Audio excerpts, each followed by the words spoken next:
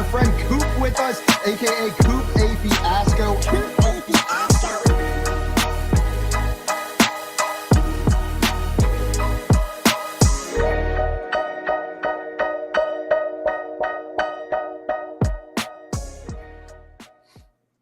What's up, everyone, and welcome into the Front Yard Fantasy Morning Show here on the Better Sports Network.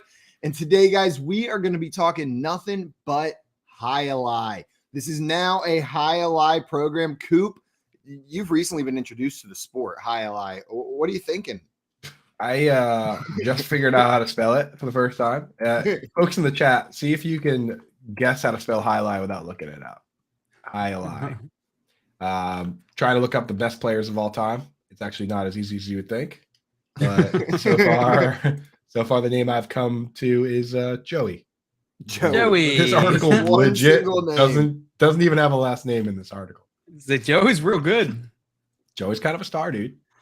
The only people that are going to know how to spell it are people that like have ever had the beer High-A-Lie from Cigar City Brewing down in Tampa. Like, it's a relatively popular beer, not wildly popular, but then you know how to spell High-A-Lie. You just may not have known that it was also a sport.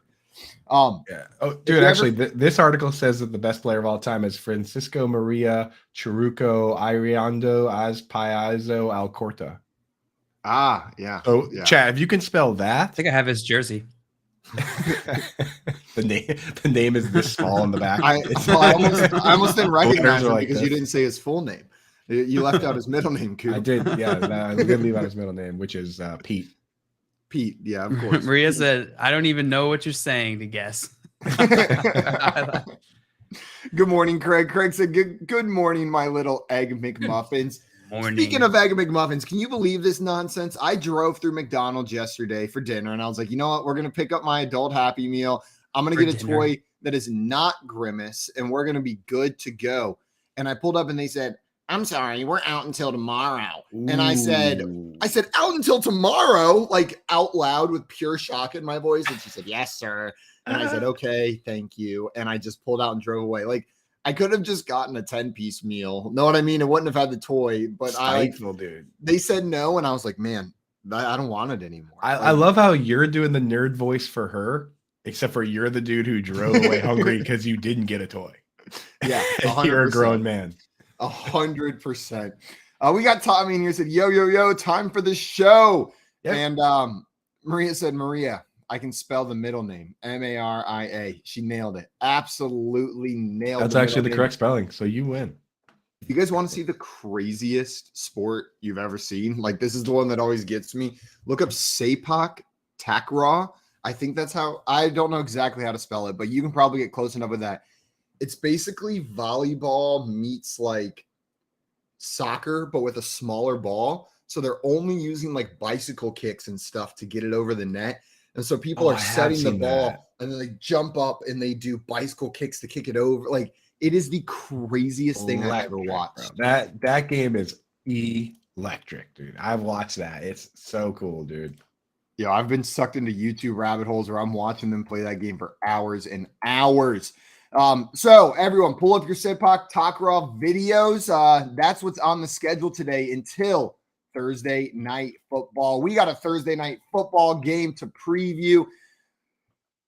The Indianapolis Colts at the Denver Broncos. In this one, the Broncos are 3.5-point favorites at home with an over-under of 42.5 points. Jonathan Taylor is going to be out in this game officially, as well as Tyquan Lewis and Shaquille Leonard for the Indianapolis Colts, and then safety Julian Blackmon. So they've got some players out in this one. For the Broncos, Javonte Williams, as we know, is out for the rest of the season. So we're not going to get this awesome running back matchup that I think maybe if you were looking at the schedule earlier in the season, you might have been looking forward to. You might have been looking forward to a little Javonte Williams versus Melvin Gordon. Yeah, for sure. Especially in my big hometown league where I drafted Javonte Williams, and now my team is dust. But it does make for a much more fun DFS slate, does it not? A few more options, right? Yeah. Mm-hmm. Makes you have to get a little more wacky. A little more creative, right? Maybe not everyone's just going going chalk with JT in their lineups anymore because they can't. They cannot go that way anymore. Over under set at 42.5. Doesn't seem like Vegas is too confident that they're going to score a lot of points in this game.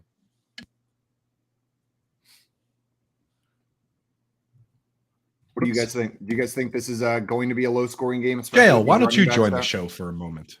I'm freaking having technical issues over here. I was about to sneeze. That's why I paused mine. But then my sneeze went away because Simon forced me to talk. So so you suppressed it. Yeah, I think this game is gonna be. I think this game might be low key fun. You know, I think it might be a little crazy. I think we might see Russ come back, have a little bounce back this week. Are you guys excited? Are you guys starting? You guys start Cortland Sutton, right? Oh, yeah, you have to. He's been sick. He's been great. What about Jerry Jeudy? Is he a must start? Yeah, I mean, like the snaps are pretty highly consolidated among those guys, but I wouldn't say Judy's must start. If you are in like a 10-team league, you might be able to find somebody better. But in most, if you're a 12-team league with 3 wide receiver spots, it's going to be tough not to start Judy. I have him around like Adam Thielen tier, like maybe Al Lazard, Adam Thielen, Jerry Jeudy, like those guys. If I've got that tier of player that I'm looking at, then Judy's probably in my lineup, but he's right around those guys for me. The thing about Judy for me is that, like, if I'm doing DFS, I mean, we're getting this a little early. I mean, Cortland Sutton's probably going to see Mr. Stephon Gilmore, former defensive player of the year, who does sometimes shadow and can be a bit of a problem. So I think Judy could be in line for a nice little night. And I see Tommy down here saying Justin Simmons is out too for the Broncos, and I like Pittman with Simmons out. The Broncos through 4 weeks have been the toughest matchup for opposing wide receivers, or at least they have had the fewest points scored by opposing fantasy wide receivers. So sometimes that can be misleading depending on game flows. But what do you guys think about Pittman in this matchup? Justin Simmons out, but statistically, it's a tough matchup for wide receivers. Still, I'm blowing my nose. Sneeze? He's blowing his nose this time. Yeah, it's booger season.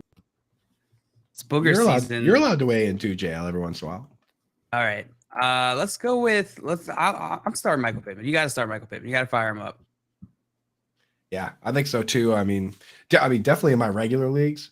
In DFS, there's not a whole lot of options. I mean, you got to start. I mean, the showdown slate is all flexes, so I guess you don't have to start any wide receivers if you don't want, but you kind of do. So, I mean, Pittman, Judy, that's probably where I'd be going. I see Craig in your set. I'm putting $10 on whichever side of the spread you all advise me to. Which way do I go? And Jimmy in the chat saying Broncos money line and under. I'm thinking in this one. Coop, I mentioned that the Broncos were 3.5 point favorites and that the over/under was set at 42.5. What are you doing with that spread? Do you think the Broncos win this game, cover that spread, or are the Colts doing a little damage? I like betting the Colts to cover. I like betting the cover when the line is that low. It doesn't leave a lot of wiggle room. I mean, 42.5, that's down there. The money line and the under for the Broncos is a solid bet. Anything better than just betting the under. Just betting the under is the least fun thing you can do, right? Because then you just once they hit the numbers, you just shut your TV off in like the third quarter, right? So I don't know. It's probably the smart thing to do, but I don't like doing it. Yeah, it's not fun betting the under, but I think I would bet Colts and the under for this one. I see Tommy saying going the exact opposite, Colts plus over. I think I'm taking the Colts and the under in this one. These offenses are going to look a little different without their superstar running backs out there, right? We had another question in here about this game. So with Javonte Williams getting injured, Melvin Gordon's expected to be the main guy carrying the ball for that offense, but not expected to handle the full workload. Tommy wants to know Latavius Murray or Mike Boone this week. Latavius Murray did look good in his game with the Saints. Coop, are you throwing Latavius Murray or you're throwing Mike Boone out there? I'm going Mike Boone. Like he's been with the team. The GM George Patton brought him over from the Vikings, and it's such a short week for Latavius Murray to try and learn this scheme. You know what I mean? He doesn't even get the full week. He's been there for what, a day, 2 days. So I think Latavius Murray is more there as an insurance policy than he is a guy that's going to get like 10 to 15 carries or whatever. Whereas I could see Mike Boone getting 10 carries because he got 10 carries last week. So I'm definitely going Mike Boone out of those two.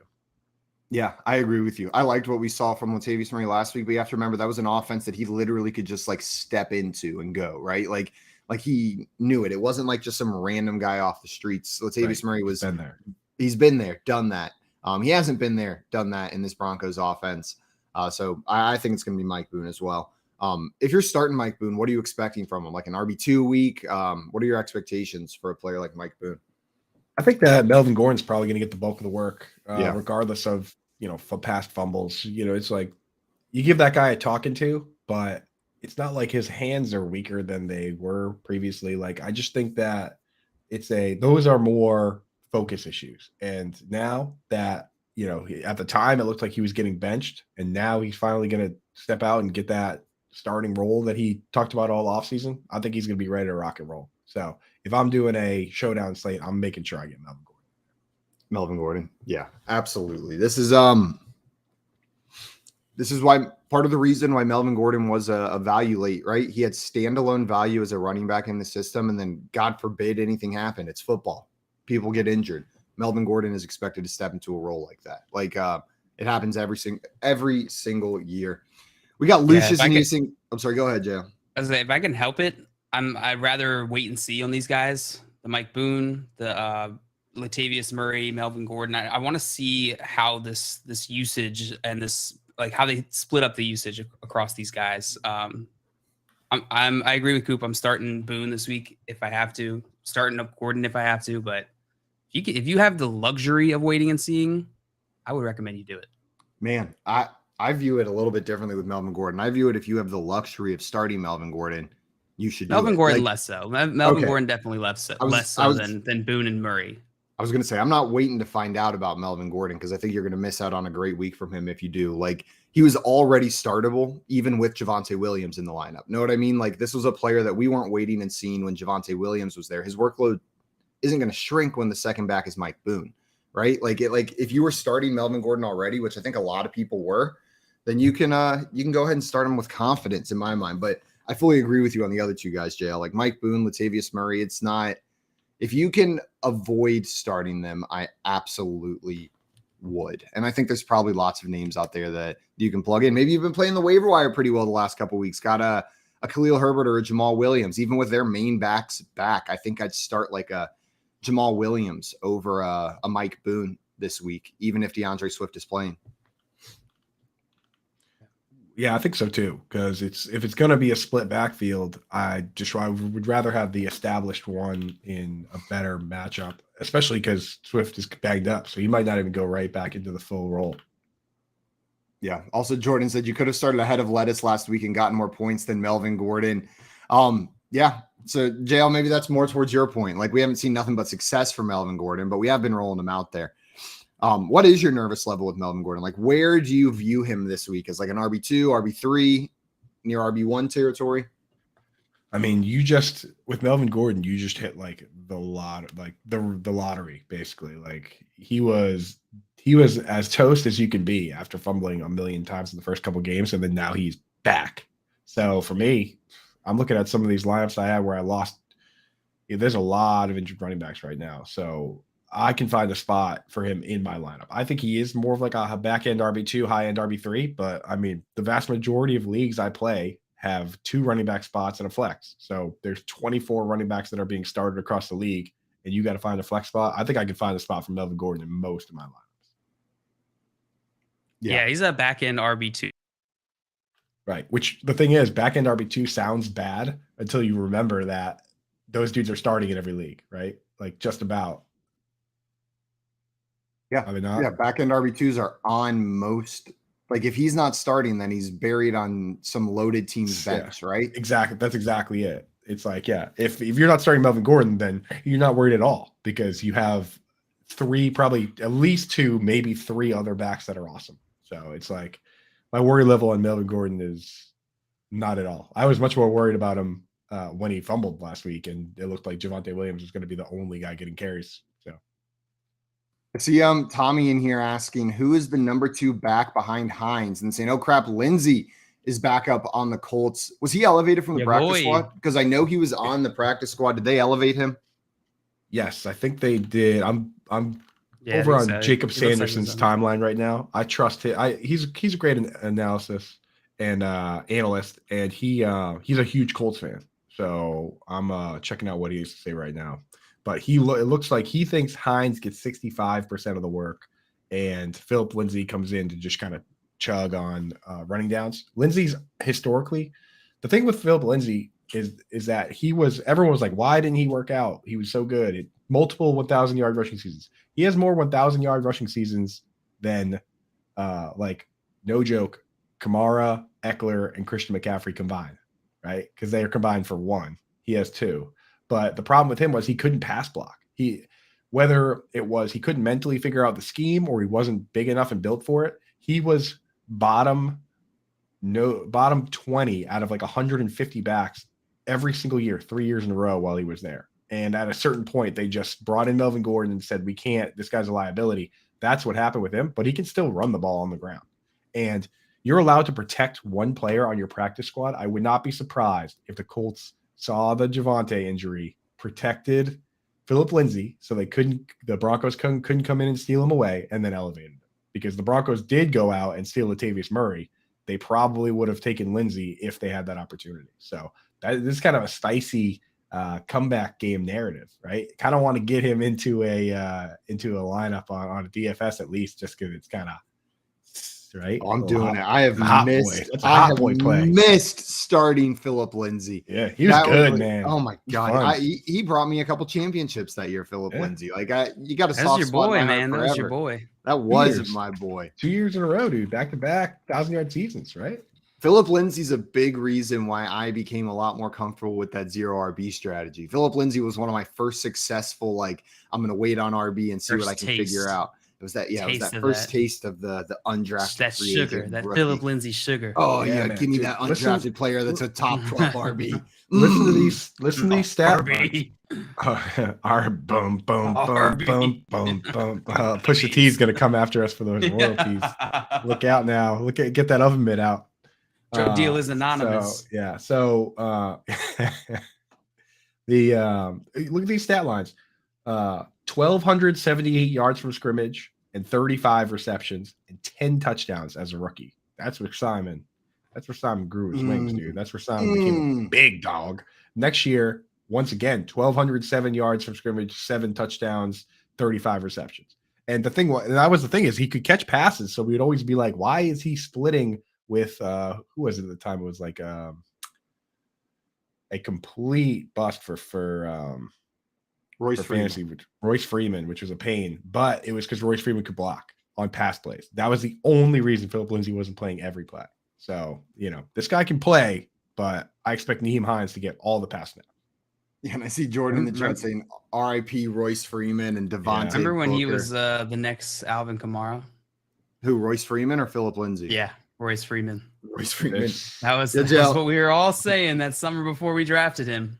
Joe, that rookie draft year, you were so hyped on the running backs that you got in that draft. You got 3 of them, right? You got Royce Freeman and 2 other guys, right? I did.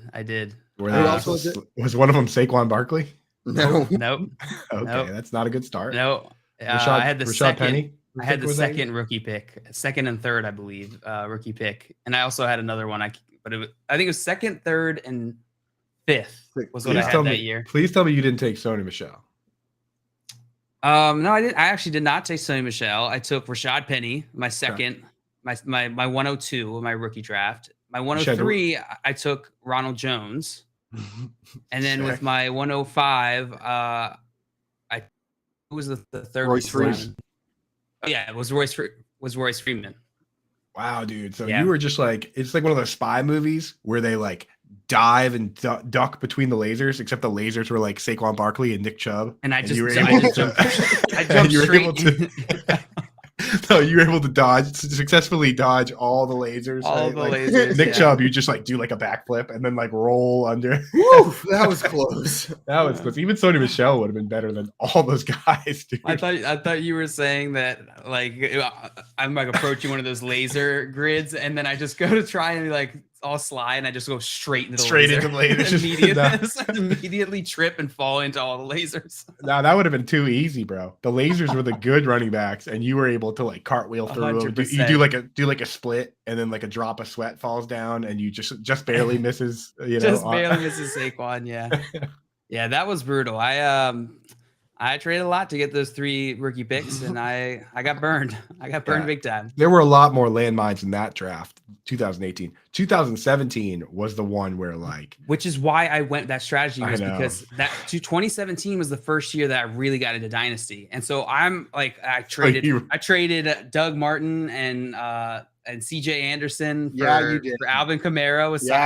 We get it. The year before, and then I had all of these good, like this Kareem Hunt was that year. It was an amazing year. Christian McCaffrey was that year. 2017 was way better than that, dude. It was like I got so spoiled. It was yeah. If you started playing in 2017 or 2016 for wide receivers, is just as crazy. But 2017 running backs was CMC. Luke's got some CMC, Fournette, Mixon. Like I thought you couldn't miss in Dynasty. I thought it was foolproof. Dalvin Cook, Kamara. Yeah, like even Kareem Hunt. But like the funny thing is, someone in your league, like that was like the biggest suicide watch year, because someone in your league in the middle of that can't miss group took Samaje Perine. And they were like, let's go. Like it was literally like just all megastars, and then like smack in the middle was Samaje Perine. Was Aaron Jones that year too? I was just about to say, guys, Aaron Jones was hiding down near the bottom of this draft as well. Dude, nothing is more humbling for a dynasty fantasy manager than go back and look at your rookie drafts from years prior. It is so you will realize how dumb we all are. Right. Yo, that's why I traded all my picks away, for Laquan Treadwell. I was so certain that dude was going to be the dude. Here's how crazy that draft really was when you think about it, is that usually at least like 50% of these guys just straight wash out of the league. Like they're not even in the league. So even the bad guys from this draft are still in the league. And like Jamal Williams is in that draft. He's running back 6 this year, right? Samaje Perine was just playing in the Super Bowl. Like even the bad running backs from that draft, Marlon Mack is still floating around. Like the only ones that are like actually out of the league are like Wayne Gallman. Like that class. Sorry, that touched nerve on the Wayne Gallman front. Yeah, we love Wayne Gallman. Wayne Gallman is great. I think that he's better than the opportunities that he's got, but he's also not good enough to be in the NFL, to be like an actual starter, like in the NFL. But for what he did, him filling in, I was pretty impressed watching what he did. That dude. If you're gonna say he's great, where are we drawing the line on not great? Well, I meant great as a person, Coop. Are you telling me he's a bad person? I'd say that. I'd say that. You said that. Here's what he's gonna do now. That is a beautiful, beautiful man. Like if you're not familiar with the way Wayne Gallman looks, Google him and look at that picture. That is a handsome, handsome man. He needs to get into some modeling or something. Like no lie. That's what Wayne Gallman needs to do next. He is so pretty. GM and be like, hey man, you ever consider modeling? Hey, me and my girlfriend were talking, and we think you're really, really handsome. And he's gonna be like, "Oh God, where is this going?" He looks kind of like handsome Squidward. He looks kind of like handsome Squidward. He looks kind of like who's that really tall basketball player like with the Superman dunk contest? He looks kind of like Dwight Howard. A little bit. A little Dwight Howard vibe. Dwight doesn't have the pretty though. He doesn't have the same pretty that Arsenio Hall, Jordan Lou. Yeah. Who do you guys think is the most pretty good? Who do you guys think is that is pretty good. That's a good comp. Who do you guys think is the most I never thought about that. Who's the most handsome football player outside of Darren Waller? Darren Waller's pretty good. I really think it's Darren Waller. That smile, man. At one point, Simon answered that question with Derek Carr, and I've never trusted his opinion since. You know who's got a rugged handsomeness to him? Delaney Walker. Delaney Walker? Yeah, okay. Yeah, pull him up. I mean, Saquon's got to be up there. Yeah. He is a model. He's an actual model. Who's got the best smile, Saquon or Darren Waller? Darren Waller. Saquon. You know who else has a I haven't great really seen smile, Darren though? Waller smile that much. My Trey Auntie Lance. Coopy, big Darren Waller fan. Big Darren Really? Waller fan. Yeah. Huge. So it's I don't know who's a bigger Darren Waller fan, Tommy or my Auntie Coopy. We'll have to sort that out. I love Darren Waller. He might be my favorite active player in the NFL. I got to get a jersey over there. We got some questions in here, guys, that I wanted to answer before we move on to the next thing. The first question we had came in here from Jim. He said, "Who's a bigger loss for their team, Taylor or Williams?" I think Taylor has to be, right? For sure, dude. They don't have a Melvin Gordon hanging around that they could just throw in there. Yeah, they got Honey, Nyheim get Hines Melvin Gordon. Get me a Melvin Gordon. I mean, It's in the attic. Nyheim Hines is more of a Mike Boone. Joe, you're agreeing it's Taylor. Yeah, I mean, and the Colts don't have a bunch of other options. Like it's Michael Pittman, Matt Ryan throwing to Michael Pittman and Alec Pierce, Paris Campbell, or you got Russell Wilson, who like in and of himself is a weapon, and then you got Jerry Jeudy, Cortland Sutton, all these guys. So yeah, I think it's a bigger loss for the Colts for sure. I got to call a timeout here real quick. I went on Twitter. I was going to pull up a Darren Waller smile tweet, see if somebody tweeted a picture of it, and I was going to post it in the chat here for you guys. And I type in Darren Waller smile, and the top tweet that comes up is from this guy named Simon. And he says, "I know we're obsessed with the target share right now, but does anyone have a better smile in the NFL than Darren Waller?" So the top tweet that comes up when you type Darren Waller smile is Simon, and it's from September 13th, 2021. That So is roughly a year ago, fun fact. a year ago today, Simon was talking about Darren Waller's smile. God, he's so charming. It's just it's such a likable smile. He's an dude. angel. Now you can see I'm just caught in like a Groundhog Day situation. It's like, yeah, I had the same conversation last year, And you're gonna have it again in a couple weeks, and I'm gonna have it next again year. every year for the rest of my life. I can't stop talking about it. It's just it's a part of who I am now. Honey, Lucius has a cool. Did you hear about Darren Waller's smile? It's so nice. It'll make you smile too, I promise. Lucius had a question for us. He wanted to know, would you start Ramondre Stevenson over Michael Pittman? Colts are concerning. He's a little concerned about his Indianapolis Colts. JL, are you concerned about the Colts enough to start Ramondre Stevenson over Michael Pittman? Now that my internet's working, I can give a better take on Michael Pittman here. Yeah, I mean, his matchup is very tough. Going against Denver. Without Jonathan Taylor, I think it's more likely they can shut him down. They just focus the defense on Michael Pittman, keep the ball away from him. It's dangerous. Ramondre Stevenson does not have the same upside that Michael Pittman has, though, which is the difference for me. I think I'm still starting Michael Pittman, but I would make this decision somewhat based off of my matchup. If I need a Ramondre Stevenson who's going to probably more likely to get a lot more safer points versus Michael Pittman, who I need upside, then I'll go Pittman. Yeah, man, I actually think I might just start Ramondre Stevenson. Pittman is kind of a scary matchup for him. Ramondre Stevenson's look pretty good. He's getting the extra work, and he gets the Lions this week, who are just bleeding points, dude. Bleeding points that whatever team comes to town.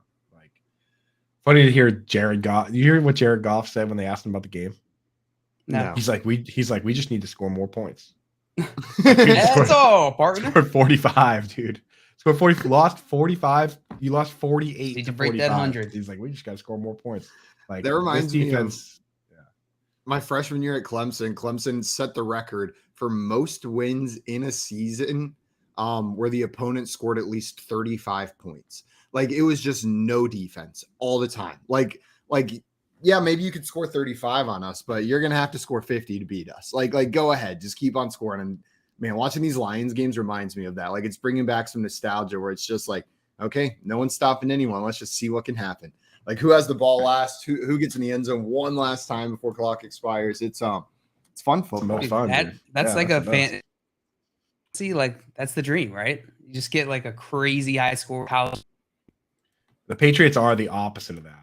Like, they are just the worst for the fantasy black hole, dude. Just that's exactly what it is. They suck up any fun. Yeah, the Patriots are a team that loves a real nice punt. like a good, Yeah, they really appreciate stick it to you down it at the 2. Matthew Slater, Yeah. you know, killing coin solid tosses. pin. All right, High. but Stevenson is just like, you know, I think moving forward, like he's kind of a lock, especially in a matchup like this, for 50 plus rushing yards. So you get a question from like Jimmy Anderson, standard league, Stevenson or Gordon. I think I'm going Stevenson. I have those guys kind of back to back anyway in my PPR rankings. I think I'm going Stevenson just because he's kind of dialed in. I don't know. You guys going Stevenson or Gordon? There's the upside for Gordon. One. But I'm going Melvin Gordon. Close. I think I'm going Melvin Gordon for the upside. They are super close, but yeah, I like Melvin Gordon in this matchup without Javonte Williams. I want to like I imagine he can't get less work than he did with Javonte in there. He's going to be the primary ball carrier for this Denver offense, and that's a little bit more than I can say for Ramondre, even if I like that matchup better. Ooh, Will's got a tough question in there. Should I drop Pollard, pick up Hines? No. JL, what are you thinking there? Absolutely not. Do not do that. You definitely do not want to do that. Pollard is going to have Pollard has standalone value, even though he's the backup there. They use him in a way that he's worth having to be able to flex week in, week out when you need or as you need. Nyheim Hines, we know what he is. He doesn't get the carries. He doesn't have, and you're selling out. You're selling out for the short-term points, right? Right. Yeah, I think that's a bad move because we don't even know if the short-term points are going to. Let me throw a hypothetical at you. If Jonathan Taylor were out for the season, would you drop Pollard for Hines? No. I think I would. No. I think it would because the guy gets like 5-6 targets a game. Hines does. In full PPR. In full PPR, I think I would. But he's not out for the season, so it's just a hypothetical. But in that case, I would. But otherwise, I want Pollard. I think I'm sticking with Pollard regardless in that scenario. He's got standalone value, and then I just don't see like Nyheim Hines. I don't know how much his value actually goes up with Jonathan Taylor out. He'll probably get more carries than he was because he was only getting like 1 to 3 carries. But I don't see him going much above like 10 carries, right? Like I don't think they want him out there like running the ball a lot during a game. I don't think that's how the Colts want to use him. They're in a bad spot if they're having to use Nyheim Hines for 15 to 20 carries a game. Tony Pollard had a dud this week. One time, 2 years ago, my buddy, we were drinking beers watching the game, and he goes, Nyheim Hines sounds like something Hitler would shout. And ever since then, every once in a while, it gets triggered in my mind when somebody goes, Nyheim Hines. And I'm just like, oh my God, dude. Like when Simon just said it just now. Does not sound. Why'd you have to even put that in my mind, Coop? Now it's in your mind too. Now it lives in your mind, dude. You're just gonna be like, he can suffer too. I didn't need that in there. That was not what I needed while watching this game tonight, Coop. That's you like just said it. Those invasive thoughts that you just threw in there. Absolutely. You just said it in the way that triggers me, and now I can't stop thinking about it. I'm going to say it a lot gentler from now on. You're going to have to. You're going to have to. Yeah, so I'm going to say it from now on to avoid that in your memory. Guys, coming up, we're going to keep on answering your questions, and we've got some news to go through as well. In a little bit, we're going to be talking our hogs and logs from tonight's game. And then we've got Jordan Vanic joining the show to talk some DFS for tonight's slate. And then a little bit later, Mike Barner, sports betting analyst for RotoWire, is going to join to talk about some prop bets for tonight. You're listening to the Front Yard Fantasy Morning Show here on Better Sports Network. The Playbook with Fensty and Ronis. Alvin Kamara, about if I had to guesstimate about an hour before game time, gets ruled out, and it lights the world on fire once everybody wakes up that had Alvin Kamara still in their lineups. You've got West Coasters trying to get a redo or trying to get a sub in because it's unfair that they have to wake up so early to get him out of the lineup and make sure that everyone who's active and in the lineup should be. But isn't that fantasy football, man? Didn't we warn everyone about this? Yeah, we had this exact conversation last week, which is why it was so funny when I saw all these people on Twitter complaining and asking for a retroactive move. Because this same situation happened the last time I think Saints were in London, and I went over the story. It involved Alvin Kamara. Same thing. My opponent had Kamara in the lineup, and in the halfway through the game, he asked the commissioner, hey, I don't even know where maybe he was California, somewhere on the West Coast. Oh, I woke up late. I didn't know he's out. Can I replace him? And the commissioner comes to me and says, hey, your opponent wants to replace Kamara, I'm cool with it if you are. I said, no, I'm not cool with it, man. This is just like anything in life. It's your responsibility.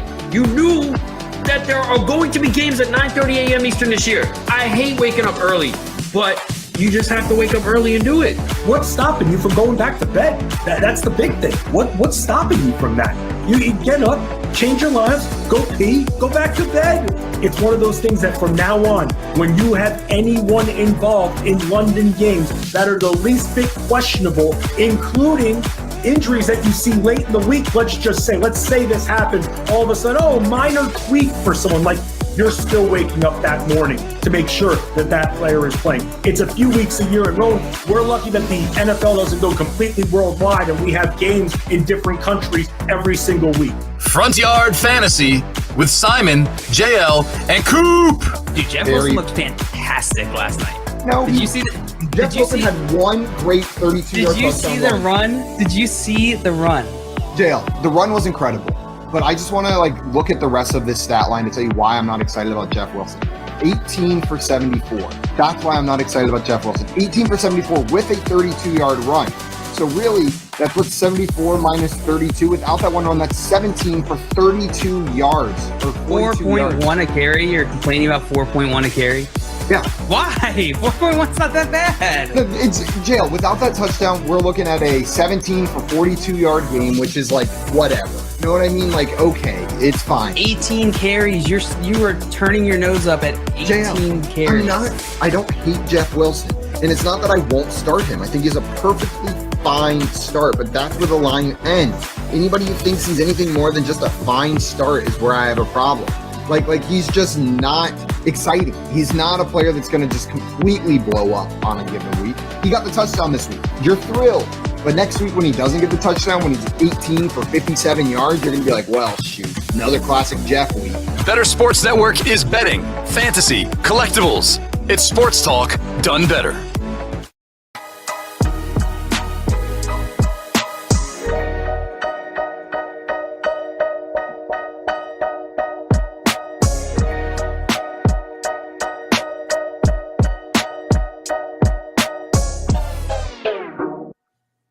What's up, everyone? Welcome back into the Front Yard Fantasy Morning Show here on Better Sports Network. We had one very important question come in I wanted to start with before we hit this news. Tommy wanted to know if you could spend a night on an island with one football player, who would it be? So, JL, you're on an island. Let's go. Let's take this up a notch. Well, let's make it maybe less weird. This isn't any island. It is a deserted island. So this is maybe to help with survival, also company. There's a couple things that come into play here. You're not together in Aruba, at a resort. Sandals Resort with Von Miller. Who would you like to go to a Sandals all-inclusive resort with in the NFL? No, this isn't a contest that you won. This is, oh shoot, we're trapped on an island. Who are you being trapped on the island with? That is a good question. Who would I be trapped on an island with? So I feel like survival is probably the first feature you got to look at here. And Aaron Donald just seems like the most obvious answer. There's not a single thing in nature that you won't be able to overcome with Aaron Donald there by your side. Here's the problem though. I'm not going to pick anyone that I think is so much bigger than me that they might look at me and go, if they get a little hungry. You know what I mean? Aaron Donald probably looked at me and goes, that's about the size of my dinner last night. I could just roast that up and make go the other way, get someone really fast like Tyreek Hill who you could just piggyback on if you need to run away from something. That's exactly the route I was thinking is Sorry. Go ahead with your. No, that's exactly the route I was thinking. Is go with a speedster, someone who could. I feel like that would come in handy on a desert. Are they going to be a speedster if they're carrying you though? Can Tyreek Hill? How fast can Tyreek Hill run while I'm on his back? I mean, football pads weigh around 190 pounds, right? So it shouldn't be too much different than shoulder pads. To wash. Tyreek Hill is probably towards the very bottom of people I would pick. That's fair. That's fair. Yeah. All right. The guy I would pick is Danny McCray, former safety for the Bears and the Cowboys. Danny McCray. Okay, Jay, you mentioned it earlier as the Sandals resort. Why are you picking Danny McCray? Because he was on season 41 of Survivor. There we go. Jordan Did you in know there that, came or in did and you said look he that up? knew it. He was on Survivor. I've literally seen this dude make fire with his bare hands. So give me Danny McCray.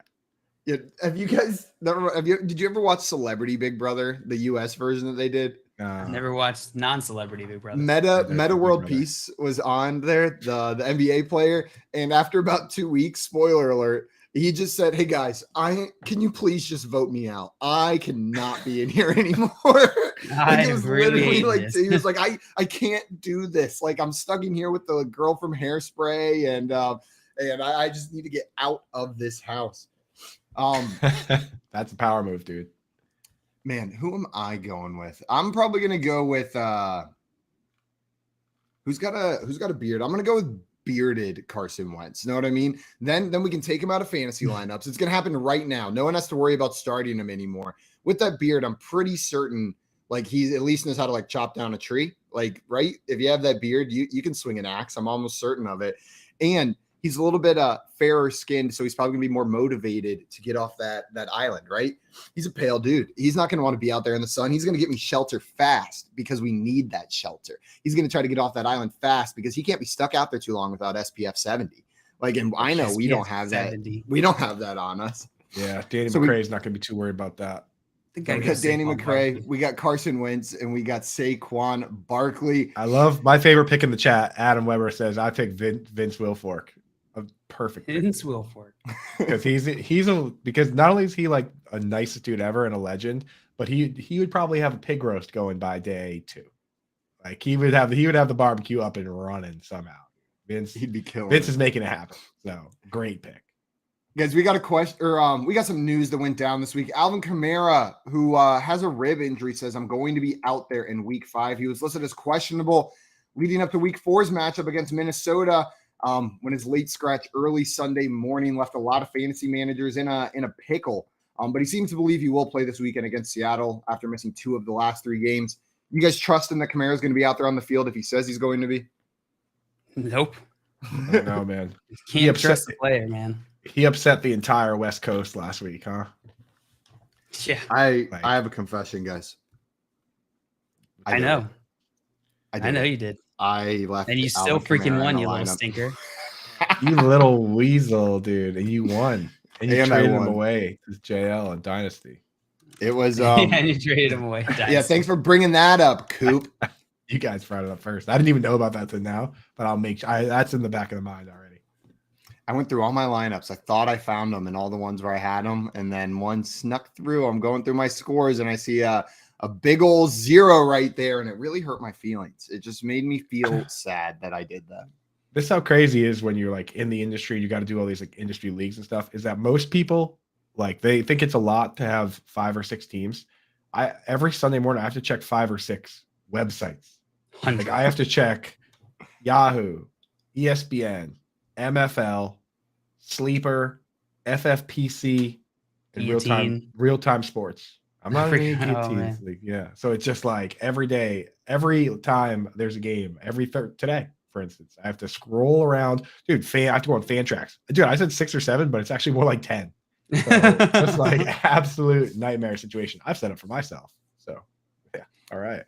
Coop just has a bookmarks folder with all of his teams in it where he just clicks it and it opens up 85 tabs and he's like, okay, time to start. Has to wake up at 7 a.m. on Sunday mornings just to get through it before kickoff. Get to work. And then I still have time to make like 15 lineups with NFT cards on DraftKings and play in Tommy's NFT league. And I'm also going to make the FS lineups because football is awesome. Life. You guys remember the guy who ran out onto the field during the Los Angeles Rams game last week?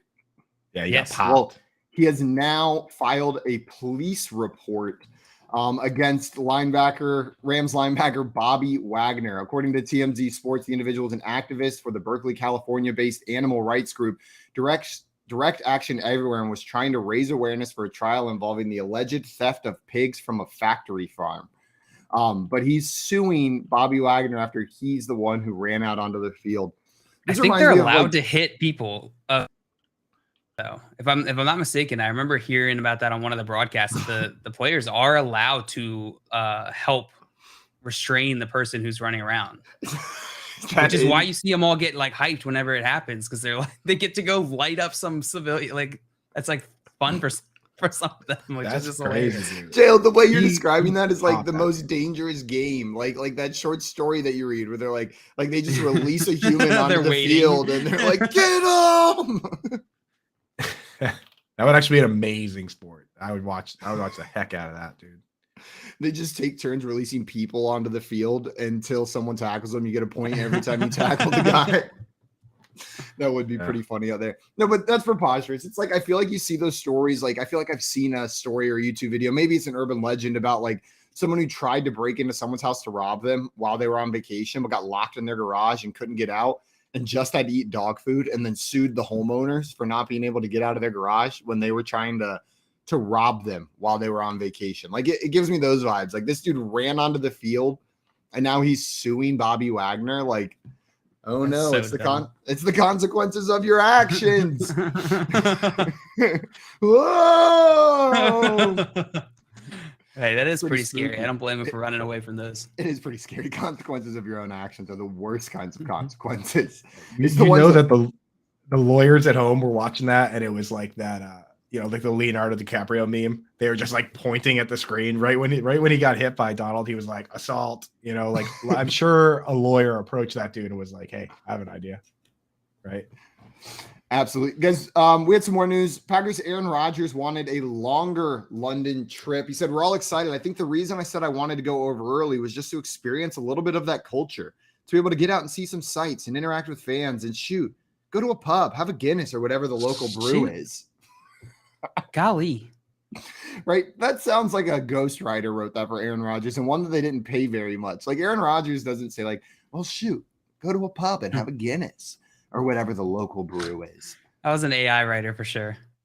He said have a Guinness or whatever the local brew is. I just Aaron Rodgers just sitting in that bar having a Guinness and people are like, that's from Ireland, jackass. Like he's like American made.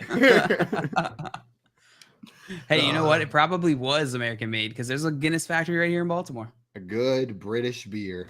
Guinness is British beer. He's like, next up, I'll have another British beer. Can you send a Foster's over here? Foster's, British for beer. British for beer. I looked it up because I wanted to see if like someone had to have asked this about the legal ramifications of tackling a fan. And from what I'm seeing, you're allowed to like affect on someone else that you see committing a crime, but that always opens you up. Like you can be sued. But the question is around, like, are you allowed to use, like, did you use reasonable force to affect the arrest? And so maybe that's what, like, the conversation will be about with Bobby Wagner is, like, did he actually just get, like, hyped up to smash this dude? I don't think Bobby Wagner is capable of using reasonable force. That's what I was about to say. What's reasonable force for Bobby Wagner? To an NFL player, yeah. It's a really good point. Dude, like if I ran for Bobby Wagner to use reasonable force on me, I would need to run full speed into him, and he would need to like take a step backwards, and it would still hurt me. Yeah, it would still actually hurt me a little bit, but like that's reasonable force for a guy like that. God. Also, Joey in here answering the deserted island question said Cole Beasley. Imagine that. And Joey's going out there with Cole Beasley. He retired yesterday. Did you guys see that? He'd be such a negative. He'd be out there like doing his rap songs, and I'd be like, "Would you shut up? Shut the hell up, bro." Maybe it's a motivating force to get yourself off the island, like putting Cole Beasley there with you. This is like I gotta get off this island. I would build a trebuchet and launch him to the next island. That'd be my first order of business. Like meta world peace. Like I can't do this anymore. Yeah. We had some questions in the chat before we keep going on this news that I wanted to hit. 234 in here said on bro. So guys, this is serious. On bro. Do I start Judy and Hines tonight? So we were talking a little bit about Judy, talking a little bit about Hines. I think you're probably starting Judy. Judy's a probably start for me. He's a wide receiver 3, but wide receiver 3s are startable. And Hines, I'm avoiding if you can. I'm avoiding starting Hines if you have a better or comparable option that we've seen in the situation that they're currently in. What about you guys? Yeah, neither matchup is good for these guys. Nope. They're pretty close. Receiver 3, or I'm sorry, receiver. I have Jerry Jeudy as a wide receiver 4 this week. I don't know that he's going to have a fantastic game. And we already talked about Nyheim Hines and how, I'm not throwing him in unless I'm absolutely desperate. I see him as an RB. He'll most likely finish like RB4 or higher or lower, I guess is the right way to say that. Yeah, here's a hot take but it's not even that hot. I think Jerry Jeudy outscores Cortland Sutton tonight. Woo! You guys think that's a hot take? I'd say I water bet it. Warm. I think it's warm. I mean, and Coop, I actually think I'm on your side here. Stephon Gilmore is going to be covering with one of those guys. So. I'm just getting spicy. I'm getting ahead of myself. I'm not on your side. I just want it to be. I just got ahead of myself. I was sitting there going like, oh, I want Jeudy to score more points, but I think I'd. Do you think Stephon Gilmore's washed? Do you think that Stephon Gilmore can't cover Cortland Sutton? No, I think he can cover Jerry Jeudy better. Why would he do that? Because he likes it. Stephon Gilmore just go in the slot. I think he's got a crush on Jerry Jeudy. Imagine. I think that's what it is. Imagine that, dude. Imagine if that was truly the case and he was like, no, I have to cover Jerry today. Yeah, please. I could see it. I'd do it. I would do it if I had to play like one NFL game. I'd be like, yeah, let me cover the people I like. Jerry has played 101 snaps in the slot, 59 out wide. So he is, he's probably not going to see as much Gilmore as Sutton is. Just saying. They're not going to put Gilmore on KJ Hamler or whoever is going to be opposite them. So I don't know. Oh, Kendall Hinton, not KJ Hamler. Hamler's out. Kendall Hinton. I mean, so I think Sutton's going to get a big dose of Gilmore, and that's why I think Jerry Jeudy scores more points. That's fair. There you go. That's fair. We had a question in here from Dennis. Two from Dennis. Dennis said, half PPR, should I start Khalil Herbert, Najee Harris, or Cam Akers? So I know we've had some Najee questions recently. JL, are you still rolling with Najee in this one, or are you switching to Herbert or Akers? Let's see. Najee is playing against the Buffalo Bills. It's not a great matchup. Khalil Herbert has the Minnesota Vikings. Who's the third guy? The third guy in this matchup was Cam Akers. If David Montgomery's out, I'm definitely starting Khalil Herbert. Do we have to pick two, or is it just one? Just one. If David Montgomery's out, I'm starting Khalil Herbert. Yeah, Cam Akers, you can take him out of the conversation. He's not here. It's between Najee and Khalil Herbert. These guys are close, but I would give the edge to Khalil Herbert just based off the matchup against Minnesota. They're one of the easier run defenses. David Montgomery's out, then they're going to use Khalil Herbert. I'm with you guys. If David Montgomery plays, do we pivot? I'm going Najee if David Montgomery I would go plays. Najee for sure if David Montgomery plays. So that's the formula. Montgomery out, go Herbert. Montgomery in, go Najee. I'll just like if Montgomery's in, I'm pinching my nose and playing Najee and just going like, oh God. They're gonna get trounced. 14-point favorites for the Bills. Are they still sitting at 14? I haven't checked yet today. But that is just an absurd line, an absolutely absurd line. The Philadelphia Eagles, currently 4-0, the only undefeated team in the NFL, have the easiest remaining schedule of all teams. According to Power Rankings Guru, their strength of schedule. So it's looking pretty good for this Eagles team. Definitely a playoff. They're playoff bound for sure. But starting 4-0 and having the easiest schedule remaining, do you think these guys end up with that one seed? Are they getting that first round bye in the playoffs? Is Jalen Hurts going to be sitting out wild card weekend? Or do they come back down to earth a little bit? I think that team is good. That defense is real good. So I think that the Eagles are probably, we should probably redo our power rankings at some point, probably soon. We should get into that. I think I might have the Eagles at 1. Eagles are up there. I think they absolutely could get that bye. Yeah, I think they're absolutely contenders this year. The Bills are two of the most complete teams that I've seen in the NFL. If we didn't have the Eagles at 1, would it be either the Eagles or the Bills? Who else would be up there if we're talking about top 5 teams right now? Maybe the Chiefs. Ravens, Chiefs. I do think the Ravens look good up there. The Niners look like a pretty good team. Dolphins with Tua, like whenever Tua is healthy and out there, that Dolphins team looks good. Like they look like a really good team. Ravens. I have a hard time putting teams at the very top if I don't think they're the best team in their division, though. Yeah, I get it. Bills, Ravens, Eagles were the ones that came to mind immediately, and then you have to include the Chiefs. Are Bucks still up there? They're in that next tier, I think. Like I put them in that next tier. Also, Jordan said, so throw the Bills out, Coop, saying the Dolphins are the best team in their division. He said, you can't think the Bills are the best team if you think the Dolphins are the best team. An unbiased take from Jordan Loop. Notorious Dolphins fan, Jordan Loop. These Dolphin fans are getting out of hand. Got to shut them down. Absolutely getting out of hand. Kyle Shanahan was quoted saying, we definitely want to get George Kittle the ball more. Yeah, I hope so. But also George Kittle's kind of stuck playing left tackle for a little bit here. Like, I mean, not like actually they have someone in there, but he's out there blocking. They can want to get him the ball more all they want. I'm just not sure it's the best thing for that football team until Trent Williams is back for him to be out there running routes as a receiver. Coop, what do you think? Are we going to, like, Kyle Shanahan is saying this, but do you think we're going to actually see it in practice? Mr. Tight End. The thing is, so I went back and watched that game again because I watched the game and then I looked at the numbers because I was like, oh, he probably blocked a ton, but he actually didn't. He ran 24 of 28 routes, only blocked on 3 pass plays. Then I went back and watched the game and they did have him chip a good amount, but I mean, it's honestly one year he blocked on 15.9% of his pass plays and finished as a top 5 tight end. Blocking on 3 pass plays out of 27 this week is actually a better percentage than typical. So I'm not worried about George Kittle. Wherever I have him, I'm starting him. These narratives pop up all the time. They, TJ Blockinson and Dawson blocks, which the Dawson blocks one. Dawson blocks is a good one. That actually is kind of true. But like, I go by the numbers. I go by what we've seen, what we know, and I know that George Kittle's gonna have big games. If George Kittle if he moved his foot over 2 inches and actually scored that touchdown this week, then nobody would say a thing. You know what I mean? It wasn't a catch, but it was an amazing catch.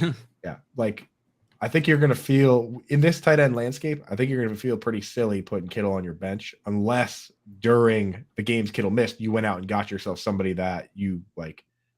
You went out and got Gerald Everett and Keenan Allen's out, then I could see you starting somebody else. But for the most part, if you have George Kittle, you start George Kittle because he's awesome. Exactly. If George Kittle's playing, you plug him in your lineup. But, man, I wish we could have a little bit more optimism. Per ESPN Insiders, according to ESPN Insiders Jeremy Fowler and Dan Graziano, owner David Tepper may show Matt Rule the door, and Steve Wilkes is the defensive pass game coordinator and secondary coach for the Panthers and the most likely interim head coach candidate if the Panthers fire Matt Rule. Please. Like this Carolina team is difficult to watch. It's difficult to watch if you like DJ Moore, if you like Baker Mayfield, if you like Christian McCaffrey, or if you just like football.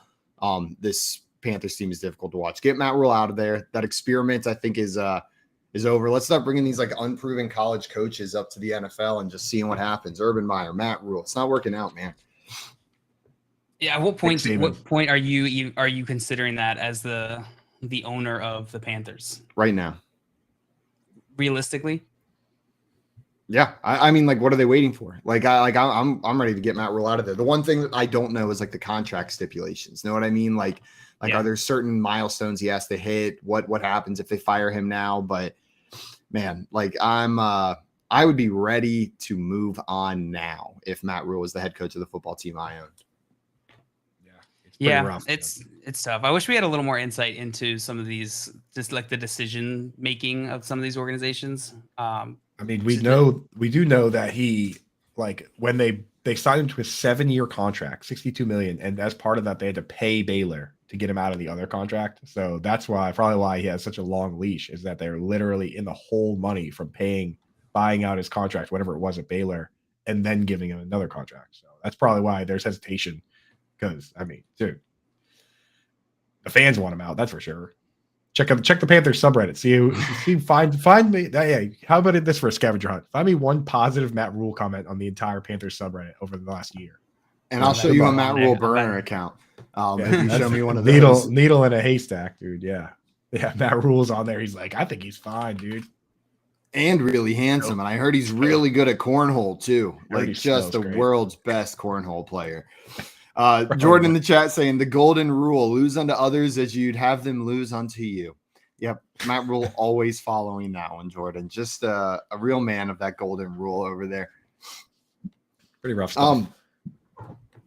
Guys, coming up, we're going to be talking some week 5 hogs and logs. And our friend Jordan, who I see over in the chat, what's up, Jordan, is going to be coming on to talk some DFS plays for tonight. Maybe some more week 5 DFS as well. And then after that, we've got our friend Mike Barner coming on to talk some prop bets for tonight's Thursday night football game. If you guys are enjoying what we're doing over here, make sure you head on over to our YouTube channel at Front Yard Fantasy. There's more of our handsome faces. There's more games like the ones we play on here and more fantasy analysis. So you're going to make sure you're subscribed over there with that notification bell on. Right now, you're listening to the Front Yard Fantasy Morning Show here on Better Sports Network. Collectible moments. Everybody up here at U.S. Cellular. Sox 5 runs, 6 hits.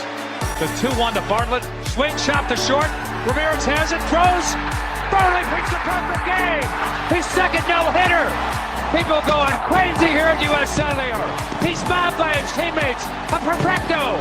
Now there's a steal by Bird. Underneath the DJ, lays it in. Right out, 1 second left. What a play by Bird. Bird stole the impounding pass. Laid it up to DJ. DJ laid it up and in. And Boston has a 1-point lead with 1 second left. Out of the I formation on first down. Peterson the carry, looking for running room on the right side, has it to the 25, across the 30, across the 35, and out of bounds at the 40-yard line. Adrian Peterson has just gone over 2,000 yards for the season, the 7th man in NFL history to cross the 2,000-yard mark. Well, a thundering ovation for number 66, Mario Lemieux. Just the emotion I'm sure Mario is feeling in this place. You don't appreciate something until it's gone, and it's so great to have Mario back. Yager turns around. Over to Lemieux. Mario Lemieux, his first goal in his comeback here tonight at the Mellon Arena. And the Penguins lead 3-0, and he is smiling like a butcher's dog. Mario Lemieux. Oh, the band is out on the field. He's going to go into the end zone. The Bears have scored, but the Bands are out on the field. Pearson moves in front of the STP dive. Petty comes back to the inside. They almost touch as they move down low in the banking. They're going to be side by side as they exit the bank and head for the finish line. Richard Petty goes back in front. They both spin. They're in the wall. Petty is sliding, slamming into the wall. He's coming down toward the finish line. Will he make it? Pearson is still running. The winner is car number 21. An amazing finish. Richard Petty's car demolished in the front end, as well as car number 21. An unbelievable finish, a terrible crash. David Pearson has won the Daytona 500. Leitner catches, comes down, dribbles, shoots, scores! Christian Leitner has hit the bucket at the buzzer! Pitched by Downing, swinging, there's a drive into left-handed field. That ball is going to be out of here. It's gone. It's 7-15. There's a new home run champion of all time, and it's Henry Aaron. The most valuable player is Magic Johnson. 42 points, 15 rebounds, and 7 assists. He starts at center, plays forward and guard, and leads the Los Angeles Lakers to a world championship 123-107 over Philadelphia. Whether you collect sports memorabilia, fantasy championships, or winning bet slips, talk about it on Better Sports Network.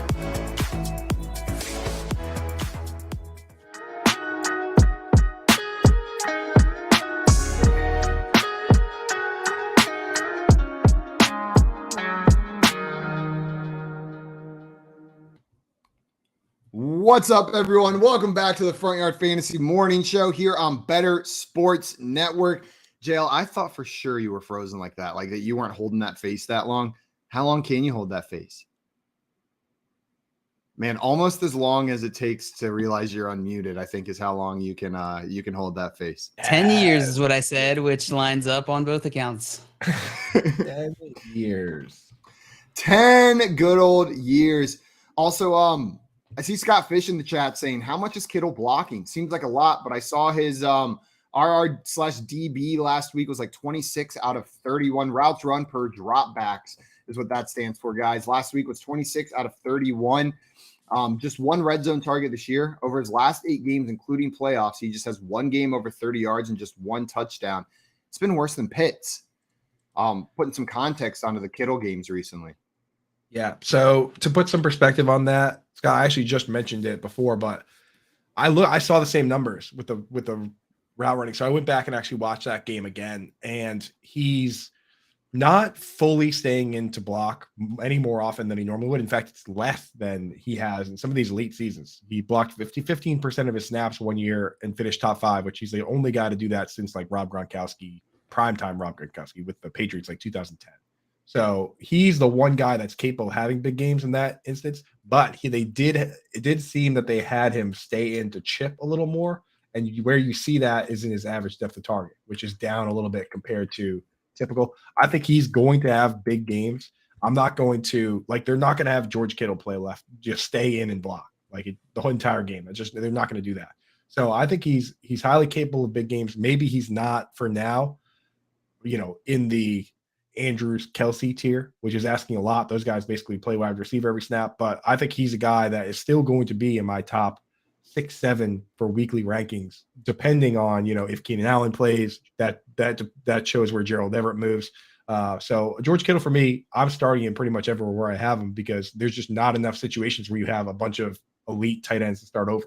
So I wouldn't be too worried about Kittle. I get him in there for this week at least. God, I traded for George Kittle, not this past offseason, but 2 off seasons ago in a dynasty league because I was sick of playing that tight end roulette. I was sick of running through CJ Uzama and Cameron Brate and OJ Howard on my bench, just trying to pick the guy who's going to get a touchdown each week. So I traded for George Kittle. And since then, it's really felt like I've gotten 4 George Kittle games, maybe all of last season going into this year where I'm happy I started him or even could start him where he wasn't injured. It just hasn't been that George Kittle we've been used to. Injuries and then usage in that offense. Here's the thing about George Kittle, and this is why for me, Mark Andrews and Kelsey were kind of on a different tier than these other guys, is that there's certain players that require specific situations to realize their upside. And over the course of a season, it doesn't look as good as from week to week, it doesn't look as good as it does at the end of the year. One of them is Darren Waller, right? When you go back and look at Darren Waller's seasons, it wasn't like he was always producing every week. It would be that he would have these games where he'd have 15 targets, 16 targets, 17 targets, and you would just win that week. That was the beauty of Darren Waller compared to Kelsey, who's very consistent, Andrews, who's very consistent. And then George Kittle is kind of the opposite, where he would never have these monster target games, but he's one of the only tight ends in the league that he is the only tight end in the league over the last 5-6 years that has multiple 80+ yard touchdowns. He has 3 touchdowns. In one season, he had 3 touchdowns that were over 75 yards. He's deceptively fast. He runs a 4.5 40. And when they run this play action, it's so easy to run a play action offense when you have this kind of offensive line that they get him in space and he just breaks off huge chunks. That's the George Kittle that we know and love. And we're going to see there's going to be games where he breaks off 40, 50-yard plays. And you look at the stat line and you're like, oh, yeah, George Kittle's fine. But that's the problem with him is that you need those plays to happen. And when they don't, it can look kind of bad. So keep your eye out for that. This could very well be a game where he has a 60-yard touchdown and everyone's like, oh, Kittle's fine. Yeah, I mean, the only 2 matchups we've seen him in this year have been against Denver and the Rams. So presumably he's going to have an easier go of it. He's got Carolina, Atlanta, Chiefs, and then Rams again. So it's a bit mixed, but at least the next 2 games, I would expect to see George Kittle have a bigger fantasy performance just because these underlying metrics are pointing towards that. And like you said, Coop, he's barely missed that touchdown pass this last year. I think that, Kittle is that type of guy where if he has those big either break off play, like a big yak play or a touchdown play, that's when he shines. To put in perspective, right? Here are the top 5 guys in terms of last 5 years having 40+ yard plays. I've been charting this in an Excel sheet painstakingly by hand. Just kidding. It's not that difficult. But the top 5 guys there's 4 players that are tied with 5 40+ yard plays. But dude, a couple of them are Vernon Davis and Rob Gronkowski that aren't even in the league. You have Gerald Everett, Evan Ingram with 5 40+ yard plays. Then you have Jared Cook with 7, not in the league anymore. Then you have Travis Kelce with 10, he's second, and George Kittle with 12. So George Kittle is rattling off monster plays at a rate that no one else is even close. There's only 4 tight ends in the league that even have 5, and he has 12. So this guy is capable of monster plays. That's why you put him in the lineup. Yeah. That makes sense. I saw Jordan in there saying Yak Daddy.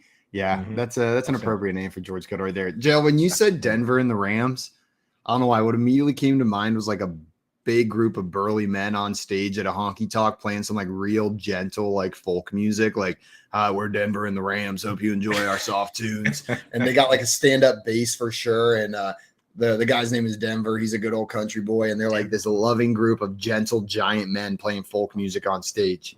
It's the second time you said honky tonk in the show this week. Hey, the first time someone else typed it. Yeah, it's a honky tonk kind of week. It's because we're taking the show to Nashville, babe. All right, I almost texted you guys last night because it was like 1 a.m. I was trying to go to bed, and I get up to go to do like the final bathroom trip before you go to sleep. You decide, all right, I'm going to bed, and in my head I just hear Coop saying, "Skip diddly doo, diddly doo, going to Nashville now, oh yeah." And I heard it so clearly in my mind. I was like, "Damn, Coop is just living rent free, skiddly doodling all over my mind." Craig said you three in a remake of Deliverance would be scary, but I'd watch. I believe it or not, based on the movie conversation that we had the other day, I have never seen Deliverance. I don't even know a general idea of what that is about. Or if I should have said it out loud. I trust Craig though, so I will read anything Craig puts in the chat. I'll go ahead and tell you, you don't need to watch Deliverance, but you should watch Goodfellas, bro. Like you should watch some of those other movies. But yeah, that movie little bit rough. Should I watch Goodfellas instead of the Colts Broncos game tonight? And then tomorrow, while you guys are talking Colts Broncos, I'll just randomly jump in with my analysis of Goodfellas instead. Like I honestly think that's for you as a person, that's probably the most important thing here. Although Goodfellas will always be there for you, whereas the football is fleeting. Yeah, but I don't know if Russell Wilson's really there for me right now. Like, I don't know if this Broncos team is like there for me. Like, if it's going to be like an experience where I'm like, man, sure am glad I watched this Colts Broncos game tonight. Like, I'm just getting bad vibes, man. It's Thursday night. Jonathan Taylor's out. Javonte Williams is out. Russell Wilson hasn't looked great in this offense. Like, we've seen some real stinkers from the Colts, like a 24-0 loss to Jacksonville. And then this Denver offense is good. Like, this might just be gross. This might just be disgusting to watch. Just like Deliverance. Just like, and Jordan saying 7-6 final. I swear, if I am tired tomorrow because I stayed up to watch this whole game and the final score was 7-6, I'm not going to do anything except be a little bit upset about it. But I promise I'll do that. I'm going to be a little bit angry about it. We had a question in here in the chat that I wanted to hit before we talk some of our hogs and logs for tonight's game.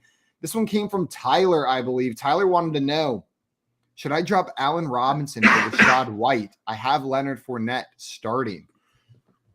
So would you guys drop Allen Robinson? This is two questions, really. Like, Rachaad White, is he worth that pickup? And if so, are you dropping Allen Robinson for him?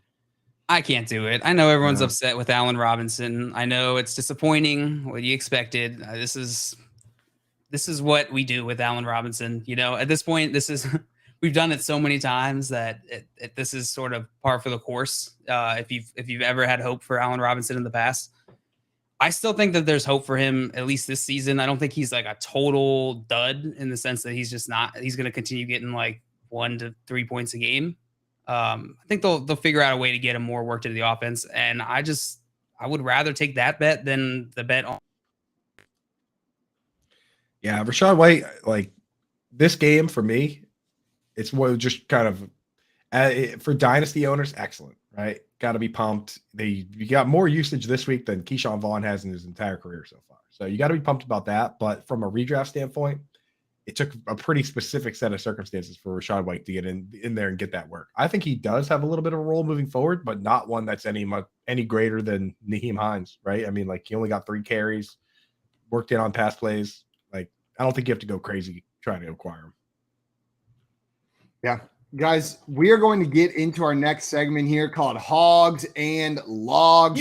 We are looking for the Hogs from tonight's game and the Logs from tonight's game. The Hogs are guys that are going to kill it. Smash plays, hog plays, and a log. Man, that dude just went out there and laid a log on the football field. This is someone who's going to bust for your team tonight. JL, you want to kick us off with a hog or a log? Your choice, man. Yeah, I could start us off. I see Hal in the chat saying no hogs, all logs. No hogs, all. Could be an all log game, dude. Could be. It might be. All right. First Hog. First log for me is Alec Pierce. He had a pretty good week last week. He had 10 points in half PPR format. That was 4 receptions on 6 targets, 80 yards. I don't think Alec Pierce is going to be a factor in tonight's game. He's a log. Ooh, logging Pierce. I mean, the thing is, he's not really logging a lot of snaps, right? Like, even though he did put up some points, he only played 29 of 65 snaps. That's not even 50%. So I'm with you on that. Yeah, not super exciting. So I'm fully with you on there. Probably logged on Pierce. I don't know. What do you think, Simon? Yeah, no, he's a log. This isn't expected to be a high-scoring game, and I expect any of the targets to run through Michael Pittman for the most part. Alec Pierce seems like a second, if not third thought in this offense, right? Like they found some comfort with other receivers in this offense while Alec Pierce was out, and I don't think he's just going to step in and automatically be like the dude. He's not going to be in there and start getting all these targets willy-nilly, especially against a pretty good Broncos defense, right? Like it's a tough matchup for a position for a player who hasn't been getting maybe the volume that we expected him to with how wide open that wide receiver room looked at the beginning of the season. This isn't the game where I'm taking my shot. Log, you're a log.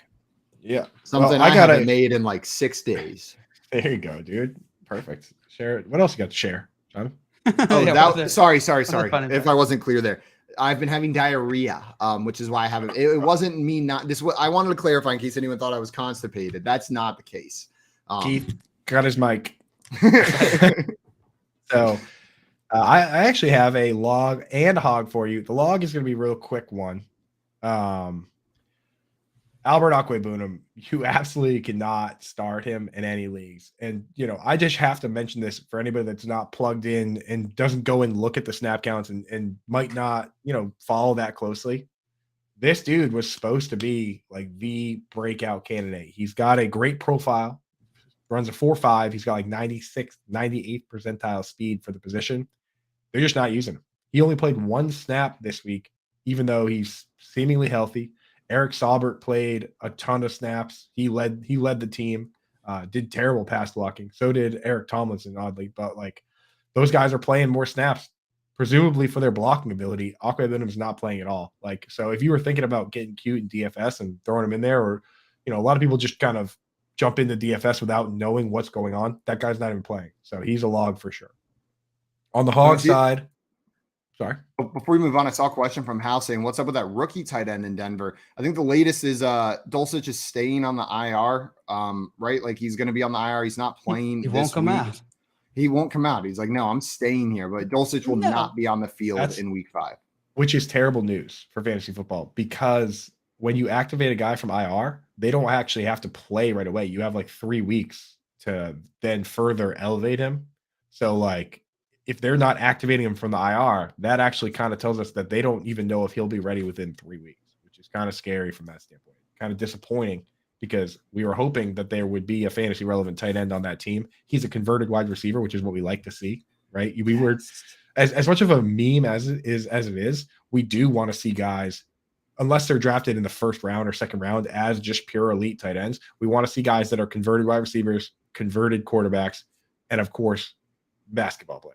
Like, that's what I want to see. I want to see, like, dudes that, like, if a guy isn't going to get drafted until the 4th or 5th round of the NFL draft, I want it to be because he's didn't play football until, like, his sophomore year of college. Didn't even know what it was, right? Like, because there's raw upside there if he can learn the game, learn the position, right? You want that raw talent. But so this is that kind of guy, converted wide receiver. But, you're going to have to stash him on an IR spot and wait, because if they're not going to activate him, if they're not going to take him off IR, that means he's not going to be ready to play within a couple of weeks. Scary. Yeah, and then let's stick with the logs for a minute here before we start throwing some hogs out there. I got a log for you guys, and this one might make some people upset, but I got Nyheim Hines on that log list. I think it's a trap. I think it's a trap with Jonathan Taylor out to plug Nyheim Hines into your lineup. like this isn't a guy who was getting some work, right? And I don't think this is a guy that they expect to hold up to a massive workload. He's been getting between 1 and 3 carries every game this season. And last year it was much the same for the majority of the year. It wasn't until the end of the year where he started racking up like 6, 9. But those are like highs for him. I just don't see a world where the Colts are like, this is the dude that we're going to give 15 to 20 carries to. It's not going to happen. Maybe he gets 6 catches. Maybe he gets in the end zone. But this is a tough Broncos defense. I am not counting on a Nyheim Hines touchdown. And without a Nyheim Hines touchdown, I think you're going to be left going, thought that was going to be a better start with Jonathan Taylor out. Like, I just don't think it's the slam dunk that it seems like. It's not the clear backup situation that we were hoping for with Nyheim Hines. I think his role stays similar to what it is now, just with maybe a couple more carries thrown in there. His receiving work's not going up too much with Jonathan Taylor out. He'll probably still get the 5 to 6 targets that he normally sees and maybe 5 to 6 extra carries. Yeah, I mean, how many carries can the guy how many targets can the guy really get? Like, are they going to give him 12? I mean, maybe. No, I just don't think so. He lives in that 6 area. That's like his nice range. Nyheim Hines is the type of guy that I don't know that, like, I agree with you, Simon. He's not a hog. But I'm not also ready to commit that he's a log in this game because there's where else, what they have to run plays. Don't say it. I was going to say, don't say it, They have to run plays. So they're going to put the ball somewhere.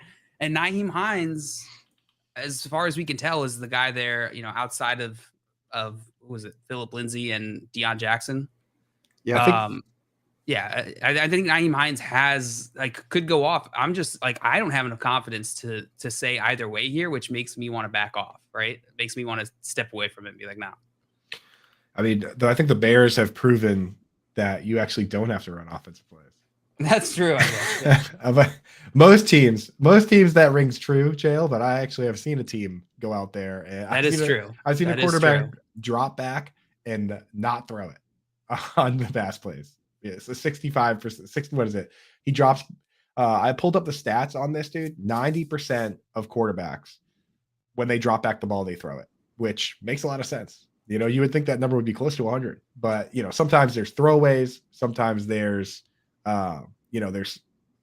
sacks, right? So about 10% of those dropbacks don't actually result in pass attempts. Mobile quarterbacks, sometimes those guys can be in like 80% range, like 85, 86. That's where like Lamar Jackson and Jalen Hurts live, because basically it's like you have that 10%, and then of course they run the ball. So you add the run plays, and that's how you get down there. Justin Fields is at 67%. So he's dropping back and only when he drops back for a pass play, not a designed run play, a pass play, he only throws the ball 2/3 of the time. That is a serious problem there. He's getting sacked. Absurd. He's scrambling and not for a lot of yards. He's throwing passes that Pro Football Focus doesn't even count as targets. So if you just throw it away or throw it out of bounds, that doesn't count as an attempt. Those are a third of the dropbacks result in basically non-plays for just That's absurd. Like whenever you're going through and like making projections for the full year, right? And you lay out all the pass attempts and all this stuff, and like pass attempts to targets never quite lines up, but it's usually by like 8. Know what I mean? Or like 7 out of like hundreds of pass attempts, not a full like truly. You'll have like a quarterback with like over 400 pass attempts, and there will be like 8 that weren't officially counted as targets. Not 40 or 60 or 70, which is what it would have to be a third. Like that's insane. That's what I'm saying. Like, listen to this. Here's a stat that puts that in perspective. Absurd. Here's a stat that puts it in perspective. They're calling the plays. Like, obviously they're calling them at the lowest clip in the league because they're running the least number of plays, but they've called, according to PFF, they've called 100 pass plays. So if you look at Ryan Tannehill, he has 112 drop. So Fields has 100 dropbacks. Tannehill has 112. Mariota has 115. Like, that's not that far off, those guys. Yeah. But somehow Fields only has 67 attempts while Tannehill has 101 because he's just not throwing it. So it's like the coach at a certain point is honestly, he can be like, you know what? I'm calling the pass plays. The dude isn't throwing the ball. So that is part of it for me. Like, he needs to sit back in the pocket and throw the ball a few times. Throw the ball, Justin. Yeah, 67 passing attempts compared to the Colts 154. That's 67 is wild. Well, I mean, the next closest is the Falcons at 98 passing attempts. Yeah, I mean the Jets. How many times have the Jets? The Jets have to be leading the league, right? The Jets are leading the league at 193. insanity, and he has 67, dude. Like, no wonder Tyler Conklin's good and Cole Kmet isn't. And Cole Kmet played 61 of 62 snaps. So the analysis, like my analysis, a lot of people's analysis on that the dude would play every snap and run every route, that's happening. It's just the quarterback, they're not calling pass plays, and when they do, the quarterback doesn't throw it. What do you want me to do? That's wild. Yeah. Right? That's your problem. There's your moondog problem, right? It's like lift up the hood, Simon. There's your moondog problem right there, bud. Yeah. Like, they're not staring right at you. Yeah. Sad boy Simon. Makes me very sad. We had some questions in here before we get to our hogs for this game. Tyson had a question in here and said, 12-team league, Godwin or Drake London in that flex spot. Are you throwing in Chris Godwin or Drake London? God Kid Wonder. He's back. He played like every snap this week. He's Chris Godwin. Sign me up. What about you, JL? Wait, did you say Godwin, Coop? I couldn't tell if it was Coop, if Kid Wonder was Godwin. I said the God Kid Wonder. God Kid Wonder. Okay, I got it. Because I feel like a lot of people could describe Drake London as also a Kid Wonder. Yeah.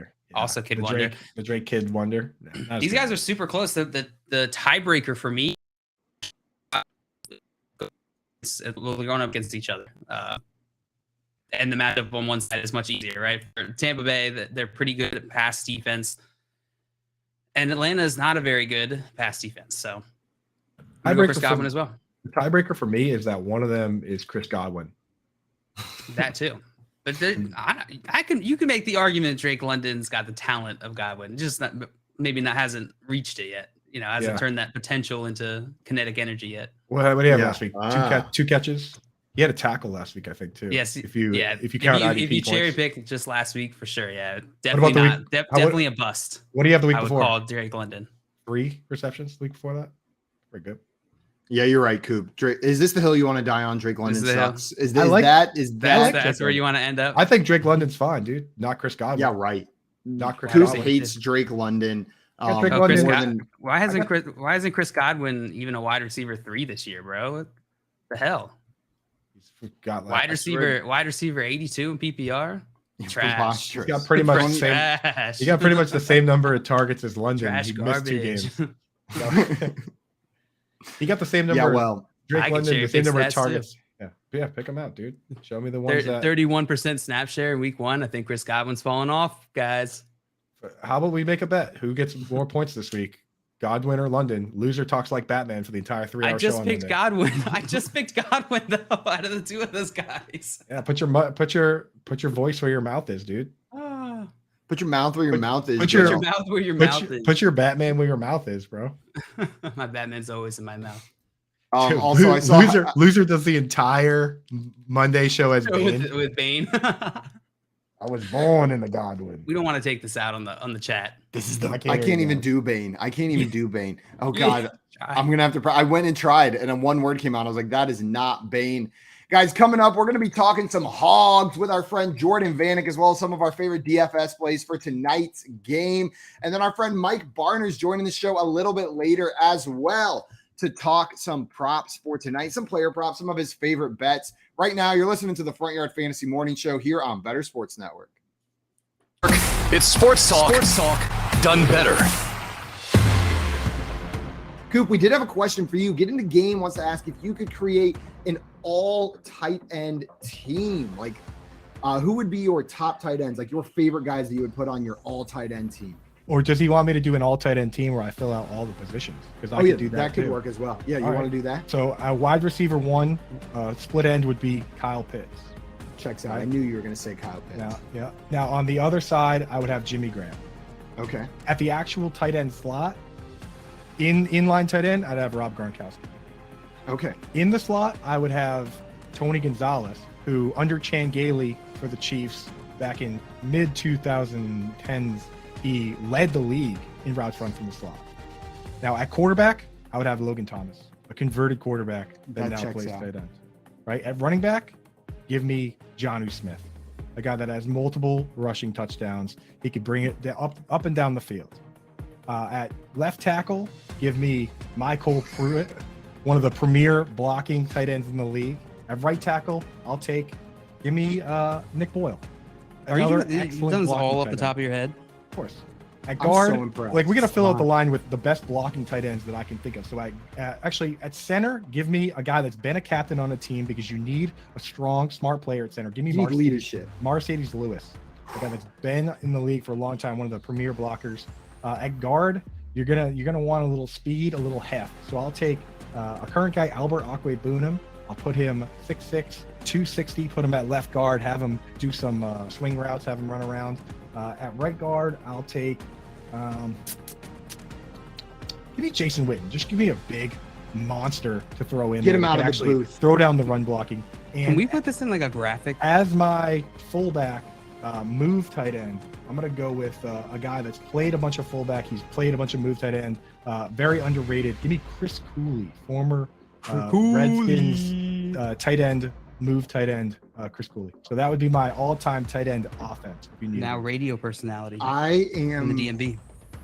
I am so impressed. Not just like, you didn't just pull out those names and you didn't stop after the positional guys. You said we're talking O-line here too, because that's an important part of the offense. Coop, I could not put together a better all tight end team right now. Now put I a can full promise you depth that. chart together. You'd be insane to do it. Punter, I feel like Coop. I feel like a maniac just having done that. But we Who's do the tight punter ends. and who's kicking field goals? Punter easily is going to be Algie Crumpler, because right off the top Best of my name head, I've ever heard. kind of sounds like punter. Seems like he could boot the ball. Crumpler the punter. Algie Crumpler, Crumbler. punter, and then for kicker, we just want to have as many all-time greats on the roster. So give me Antonio Gates. Better Sports Network. It's sports talk done better.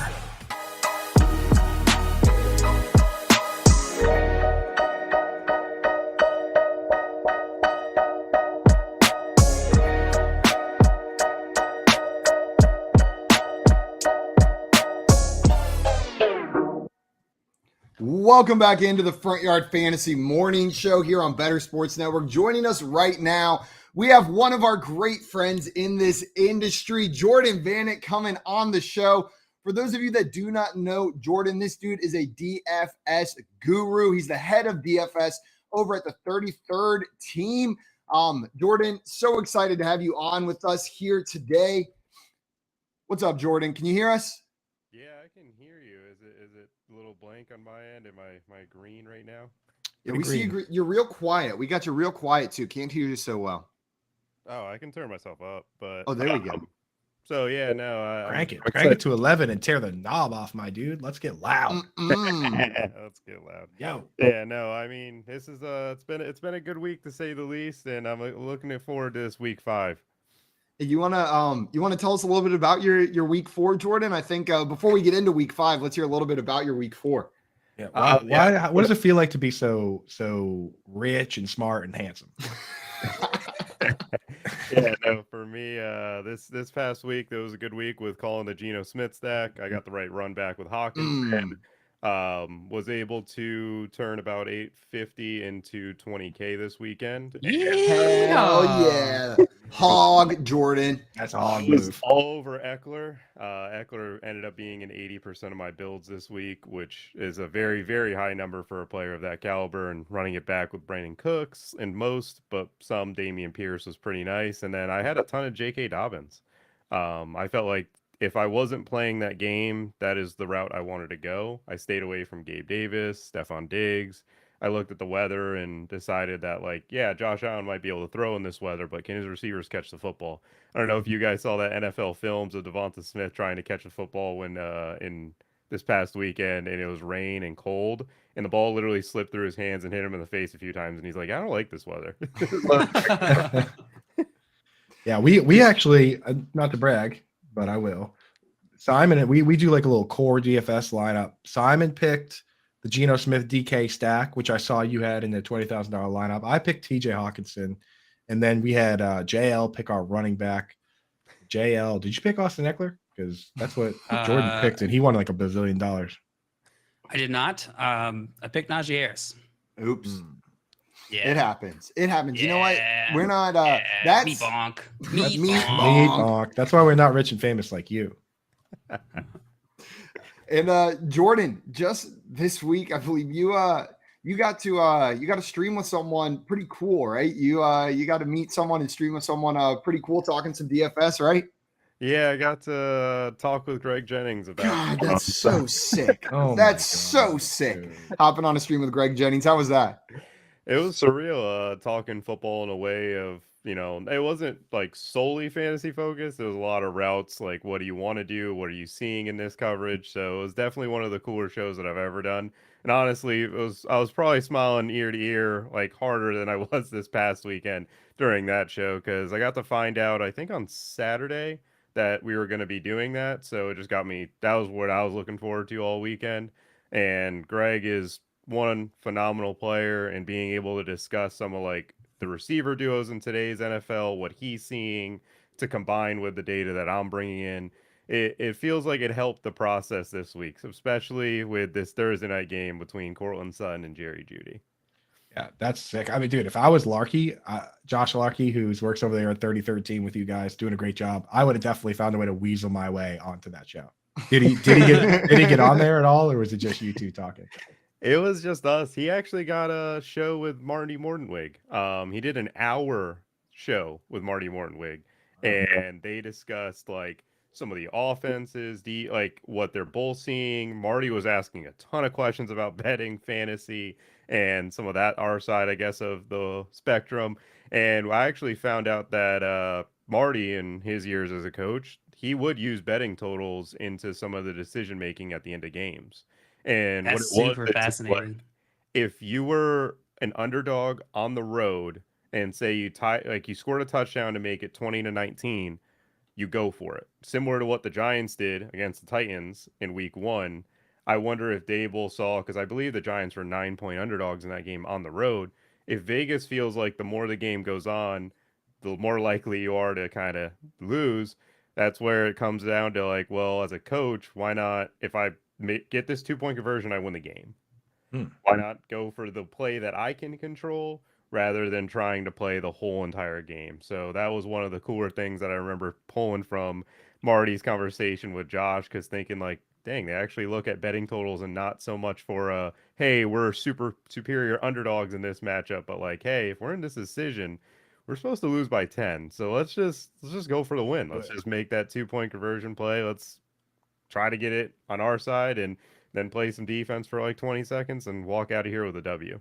I mean, those dudes like Vegas, fantasy. They're not making it up over there, right? Like they got the number crunchers. They got the right info over there. The nerds, dude. Nerds rule the world, right? That's the best part about fantasy sports and sports betting is you think it's this like this jock-filled industry, right? Like we love sports, but really it's just a bunch of nerd ass dudes who love numbers and football, right? Like it is those two things. Like it's not like the jocks running this space. It's the numbers nerds. It's the stats nerds. It's the analytics nerds that are running the world in sports betting. Then you got cool dudes like Jordan Vanic too, though. Yeah, well, not everyone can be cool like Jordan. Know what I mean? We got to have those people in this space that we aspire to be. Jordan, we have Tommy in the chat wanting us to drop some DFS expert insight for tonight's showdown. So he didn't specifically say your name, but with DFS expert in there, I'm pretty sure this one's directed your way. For tonight's showdown, are there any players that are jumping off you as like, these are hogs, I got to get them into my lineup? So please use the word hog. Okay, so as many times as you can. The hog that I guess it would start with would obviously Cortland Sutton. Like that's just it's not a crazy expert knowledge in that regard, but he's definitely a hog in this one because the familiarity he has with Russ. He's able to kind of make these contested catches, which Gus Bradley's defense is 57% of the time they're playing cover 3, similar to the Legion of Boom in the early like 2010 era. So speaking with Greg, me and him were going over like what type of routes would you want to be in, and it's like these in-breaking routes that kind of find the soft spot in the zone. And from what we've seen so far this year, Jeudy struggled with reading that portion of the field. Like if you've ever seen it where it feels like Judy's open, but Russ throws it to the other side of him, Russ wanted him to go to that side. They're not in sync with that regard. Cortland Sutton is, and Cortland Sutton, Russ can put it up to him on the sideline, expect him to make those contested catches. And that's the biggest key in this factor. And if Jeudy is capable of figuring out those soft spots, he's going to have a massive day. I think on the year, they're pretty much similar in terms of production, where Judy has 63 yards and a touchdown against cover 3, while Sutton has 62, but Sutton has 9 targets to Judy's 6 or 7, and Judy only has 3 catches on those targets. So if it's one of those spots where for their offense, figuring out who necessarily is it going to be, and from what we've seen, it's going to be Sutton, at least tonight. And if you want more of a deep throw, like deep shot type of hog here, Eric Saubert, he ran the most routes in that tight end room, I should say. I know Cooper got excited that I said tight end here. Eric Saubunum. He's playing a ton of snaps, and it's like if he's gonna run routes like that, then I want to get him in my DFS lineups. And then the last hog, I'll go on the Colts side of the ball. It's Nyheim Hines. Eat it, Simon. Of the routes that he's run, or he's been targeted against zone coverage. The Broncos will run a heavy zone, just like majority of the NFL now. Without Jonathan Taylor, I'm expecting a lot of swing routes to his side, especially on the side that Michael Pittman's playing, because Surtain's going to follow Pittman for the majority. So if you get Surtain on a slant and Hines on a swing on that side, then you're going to get Hines just catching the ball with a little bit of space and beats a linebacker to a corner. He's going to get 10 yards on that play. I think it's a game where you see 7 to 8 receptions for Hines, not necessarily 10 or 15 carries or anything in that regard. Yeah. Love it, dude.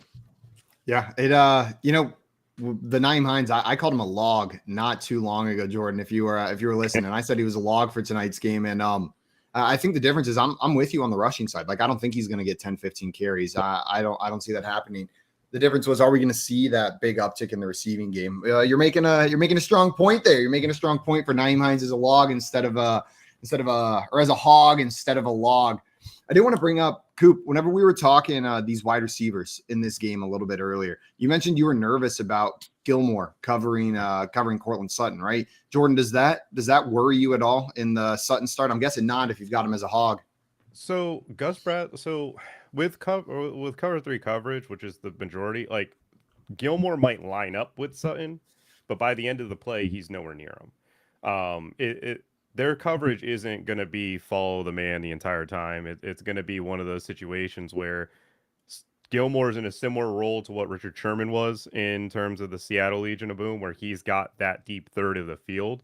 If Sutton is on his side and runs a go route, then yeah, it's just one-on-one coverage. And yeah, Gilmore will be the guy that, I'm not going to try to attack, but I think Sutton will move sides, and I don't think Gilmore's going to completely shadow him. We just don't see that in today's NFL. It's really, really rare. I think Diggs is and Ramsey are like one of the few that truly kind of go towards each other's side. But even Ramsey, they play a cover 4 on like 25% of plays. That it's not shadowing anybody. You're not playing man to man like they used to and before with Darrelle Revis just going to the other side of the field.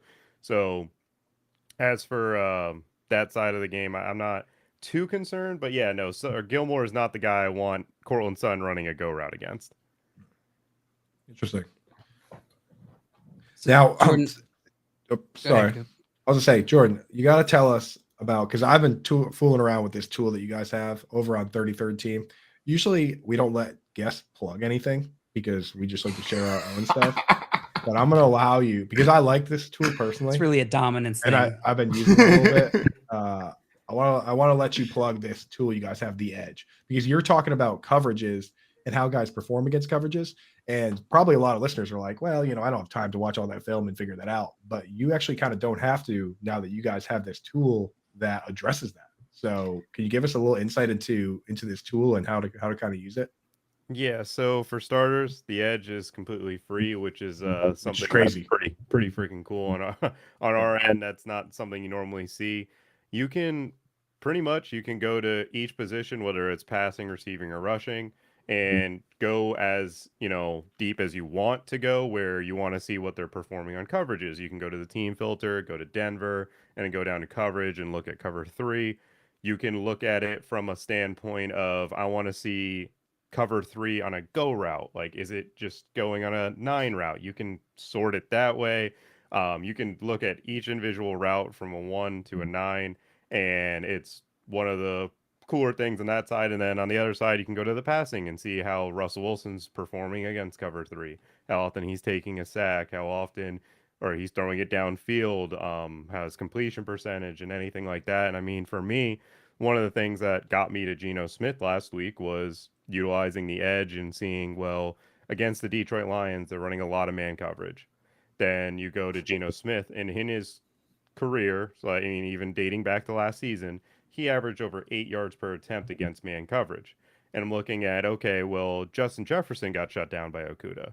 So why can't he do that to DK Metcalf? And the reason is DK Metcalf plays football a lot differently than Justin Jefferson. DK Metcalf, bigger body dude, gonna, handle you at the line of scrimmage. Jefferson's gonna kind of try to win with finesse.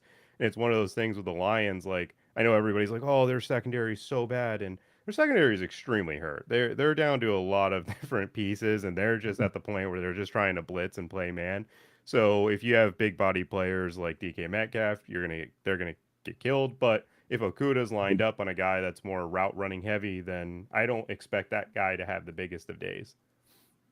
Yeah. Why is Jalen Waddle? Like I was just gonna say, I'm hearing you talk about this, Jordan. I'm realizing like me picking Geno Smith and DK Metcalf last week is really, even a blind squirrel finds a nut sometimes. You're a squirrel with like 8 eyes finding that one. Like you're finding every nut out there squirrel. in the DFS field. Your spider squirrel just scouring those nuts. There's no nut that's safe from Jordan.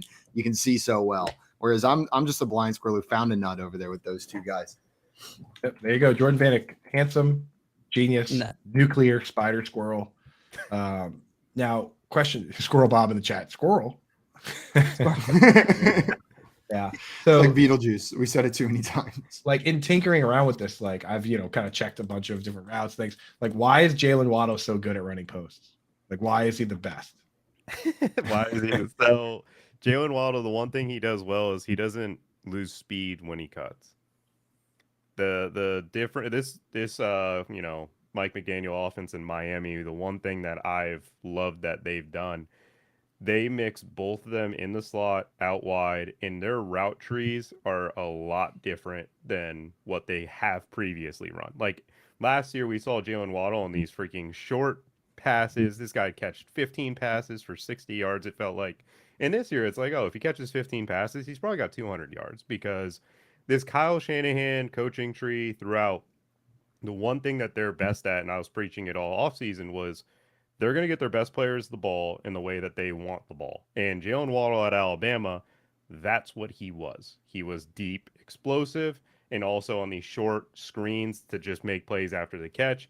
And you look at Tyreek Hill on the other side, it's like, what are your safeties going to do? And I mean, the Bills game, you saw Tua make the throw to start the second half to Jalen Waddle on a post route. I think it was like 60 yards down the field. The Ravens, it got him plenty of times. Jalen Waddle as a route runner, he doesn't lose speed. And with what they do in the running game and force your safeties to kind of like split outside, because they don't run up the middle. If you watch them play, there are a lot of like outside pitches, outside sweeps, outside reverses, and they spread your safeties a little bit. And once your safeties get spread, they basically run that post route, and it's open on the deep side of the field.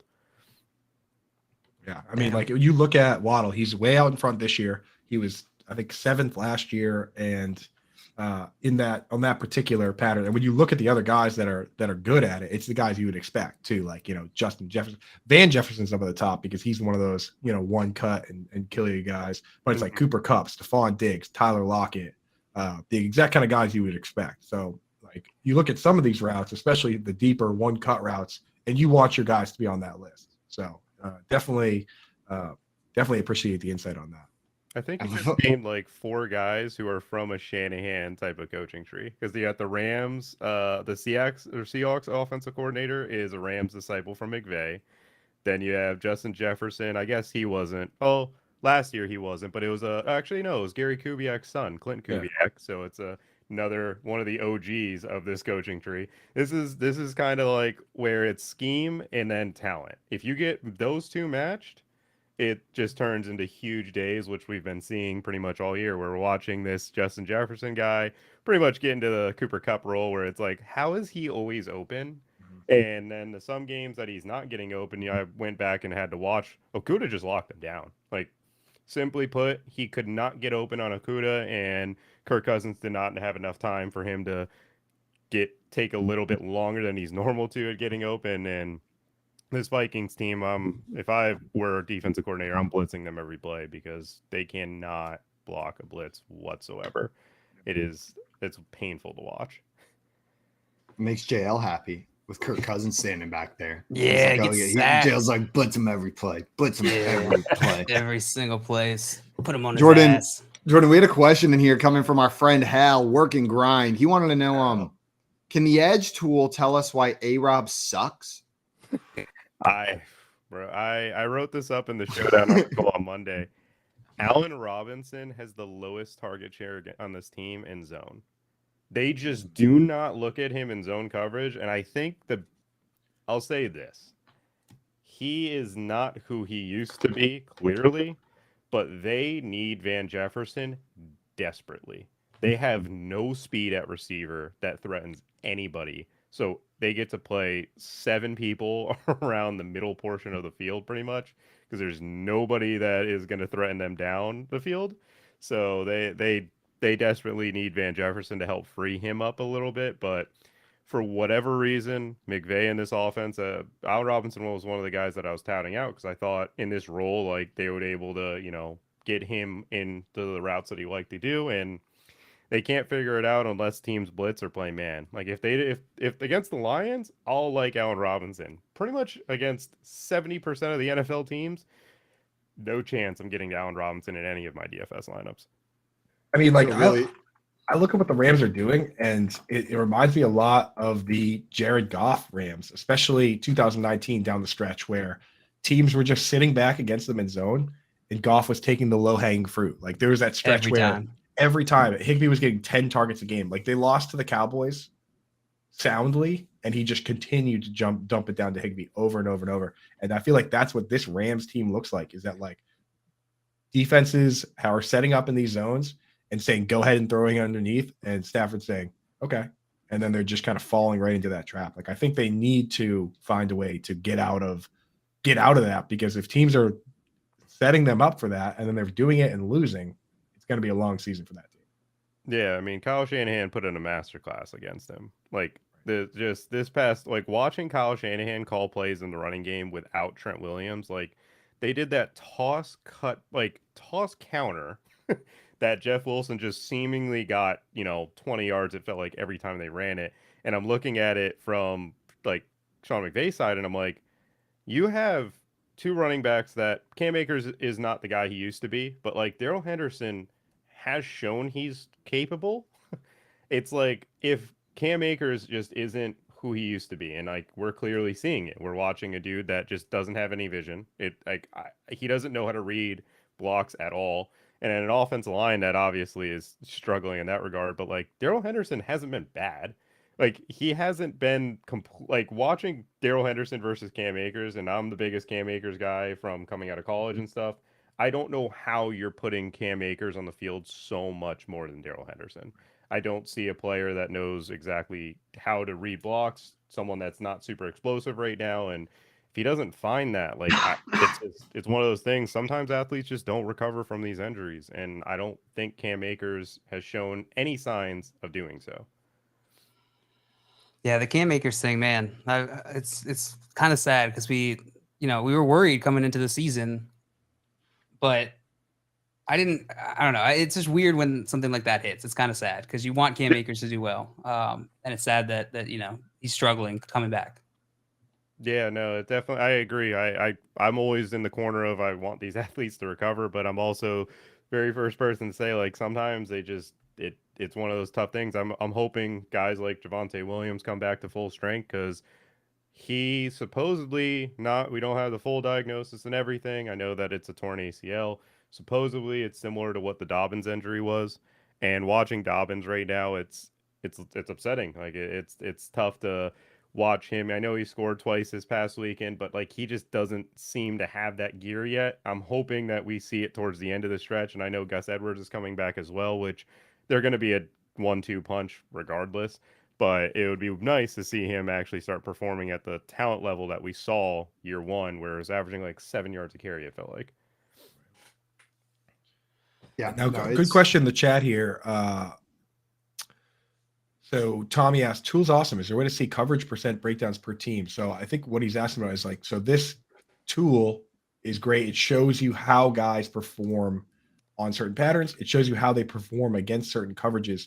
Do you guys have a tool or any sort of glossary or ranking that shows what the defenses are doing? Or where do you go to find that data to see like, okay, this defense is playing cover 3 on 40% of the snaps. So, I want to lean into this guy. Is that been integrated yet? Or is there a source that you know of, even if it's outside of 33rd team, where we can go and find out, okay, I know these guys are successful against these defenses. Is this a good matchup this week? Is this team running this scheme often, or what kind of scheme are they running? So right now we don't have in an easily accessible way. What you can do is filter by the opponent in coverage and kind of backtrack it, so you get to see like how each quarterback they've played does against cover 3 and how much cover 3 they've given against each quarterback. That is something that we're planning on implementing at later portion of the season. We have actually a tool, that's another tool on the way, that is again going to be a free thing to use. That's pretty exciting. So they've been working on that, and this is kind of like a V2 of the edge. So there is stuff on the way. And as far as the data sources that you can technically get it is not free, but Sports Info Solutions, who is partnered with us, they're the ones who supply a lot of the data, or all the data for the edge, and have been our partner in that regard. And then True Media, which is powered, I believe, by PFF as well. So both of those sites are my go-tos when it comes to coverage, but again, they're not free. The edge is, so it's tough right now, but I promise you it will. That's a later thing that we're going to add, because it wasn't going to be able to be ready for V1 of this tool. Jordan, for people who aren't DFS pros, or who are maybe hesitant to get to go and play in DFS contests, can you talk a little bit about your thought process as you're building these lineups, and how you how someone who is getting started could think about going in there and not just getting eaten up by the sharks? So first off, stay away from the $5 Millie Maker contest. Oh, come on. That's just the very, very... It's like the slots. Please, I want to play it. All right. What are your thoughts on $1 scratch tickets, though? If you could buy 150 of those $1 scratch tickets, go for it. But if you can use something that's helping you identify the scratch tickets, it would be different. But as far as DFS, the very first strategy again is stay away from the eye candy. Go towards the single entry tournaments, 3 entry maxes, as you kind of learn the game. And when you're lineup building, you want your lineup to tell a story. And what I mean by that is, for example, when I'm playing Geno Smith, DK Metcalf, and Tyler Lockett, I want that game to be high scoring. So it becomes who is going to be on the Lions side of the ball. Jamal Williams, Hawkinson, Josh Reynolds. I felt like all 3 of them were viable. I looked at the tight end position and thought, well, in general, tight ends can't score. And then I looked at Seattle and I'm like, okay, like their secondary is just not very good. I watched the Broncos have like 17 different tight ends kind of do it. No Amon-Ra St. Brown. I felt like Hawkinson was going to work the middle of the field. I'm going Hawkinson. And then it's like, okay, so that's cool. That's done. Don't play a defense from that game. Don't even bother looking at any other things. You can also, again, play another line again, but that's more so for a tournament of 140,000 people, focusing in on more single entry style of builds. You'd want to go to, okay, so I want another type of game stack.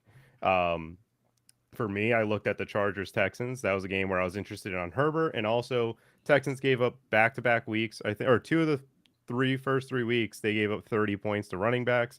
Austin Eckler has been disappointing. I'm looking at a guy that like maybe he's not as popular. I'm going to get to Eckler, and then I'm looking at like, okay, I look through the data. I see Brandon Cooks is running all the routes. So like, I'm not really concerned about Brandon Cooks. He might have started slow. I want someone on the Texans side, because when Austin Eckler's doing well, then I want someone on the Texans to keep scoring. So the game is more upbeat, more tempo. So I get both of them in my lineup. And ultimately, I never want my lineup to have 2 players that are, I guess, considered one-offs. And with my lineup build, I ended up getting to 1 player that was a one-off, and that 1 player was a CeeDee Lamb, because I felt like he was popularity wise, he wasn't coming in as the guy that everybody was getting to. And I felt like he had the 30-point upside. So in general, there's a lot of people who talk about the popularity of players. If you can get one player that's not popular into your main slate build, that's all you need. You don't need to avoid the best plays because they're the best plays for a reason. Don't avoid Jamal Williams because everybody's playing him. Right. You can get him in your lineup and still get different, which is what I was able to do with Austin Eckler, with CeeDee Lamb, with having Tyler Lockett and DK Metcalf. Like, those types of things are what you need to focus on. And as for myself, I write up the main slate tournament for the 33rd team, and on there I give away my player pool, every single stack, mini stack, and the one-offs. Those are things that I provide for anybody that wants to get into it. And again, it's the player, like last week, my player pool included Herbert, Geno, and Aaron Rodgers with Josh Allen. I was very preference-wise, it was Herbert, Geno, and Aaron Rodgers. Those were my top three. And Josh Allen was just like, if this game is good weather, he's going to put up 40 against this Ravens team. But the weather turned into bad, so I turned into more Geno Smith lineups with some Herbert and Aaron Rodgers sprinkled in. Man, I'm gonna start using the weather turned bad. The weather just turned bad, and now we're struggling over here. We had a question in here from Evan. Yeah, the weather turned bad. Just the weather turned bad. That's what happened. 5 years. Wherever he goes. Tommy had a question. Want to know, do you always stack QB with receiver, or would you ever not stack? Like, you ever plug in a QB without a receiving option in there for him? The only players that I would ever consider that would be Lamar Jackson and Jalen Hurts. If you're a guy that really truly just only does it running, that's a possibility, but it's very, very rare that I don't take at least one piece of it, because at the end of the day, if you're Jalen Hurts or if you're Lamar Jackson, we've seen the Patriots game. You could have stacked Lamar with Bateman. You could have stacked him with Andrews. The Dolphins game, you could have stacked him with Bateman or Andrews because Lamar still ran for 100 yards. You could have stacked him with both of them. There was like a 70-point type of game. So I'm always stacking, because there's a stat I put out in the stacking article that I made where I believe it was 26 of the 28 quarterbacks that scored over 30 points last year on FanDuel or DraftKings had at least one player, or sorry, they at least threw for 3 or more touchdowns or had over 300 yards passing. So it was very clear that, like, it's very rare where we see Jalen Hurts run for 150 yards and 2 touchdowns without any single pass catcher catching the football ever. So I definitely want to stack how much you're allocating salary-wise. If Jalen Hurts and A.J. Brown are my stack, it's very difficult for them to get there, because then you're going to need Jalen Hurts to kind of throw for 300. You're going to need it to be a passing type of game, and A.J. Brown's got to go for like 130 to be like truly that DK type of play. But I usually will be like, oh, I want Dallas Goedert. I mean, he's very good tight end. Tight end's a position where I don't need 40 points. I need 18, and I'm pretty much good. So that's kind of the way I always think about it. I got a question for you and this actually, I can kind of mix this in with Tommy's question in the chat. He asked, do you flex RB wide receiver or tight end more often? And also, I want to know, like, when you're doing these showdown slates, when you're trying to determine who to make your captain. I know it's always so tempting to make the quarterback the captain, but for you, what's it take for you to go away from a quarterback and go to somebody else in that situation?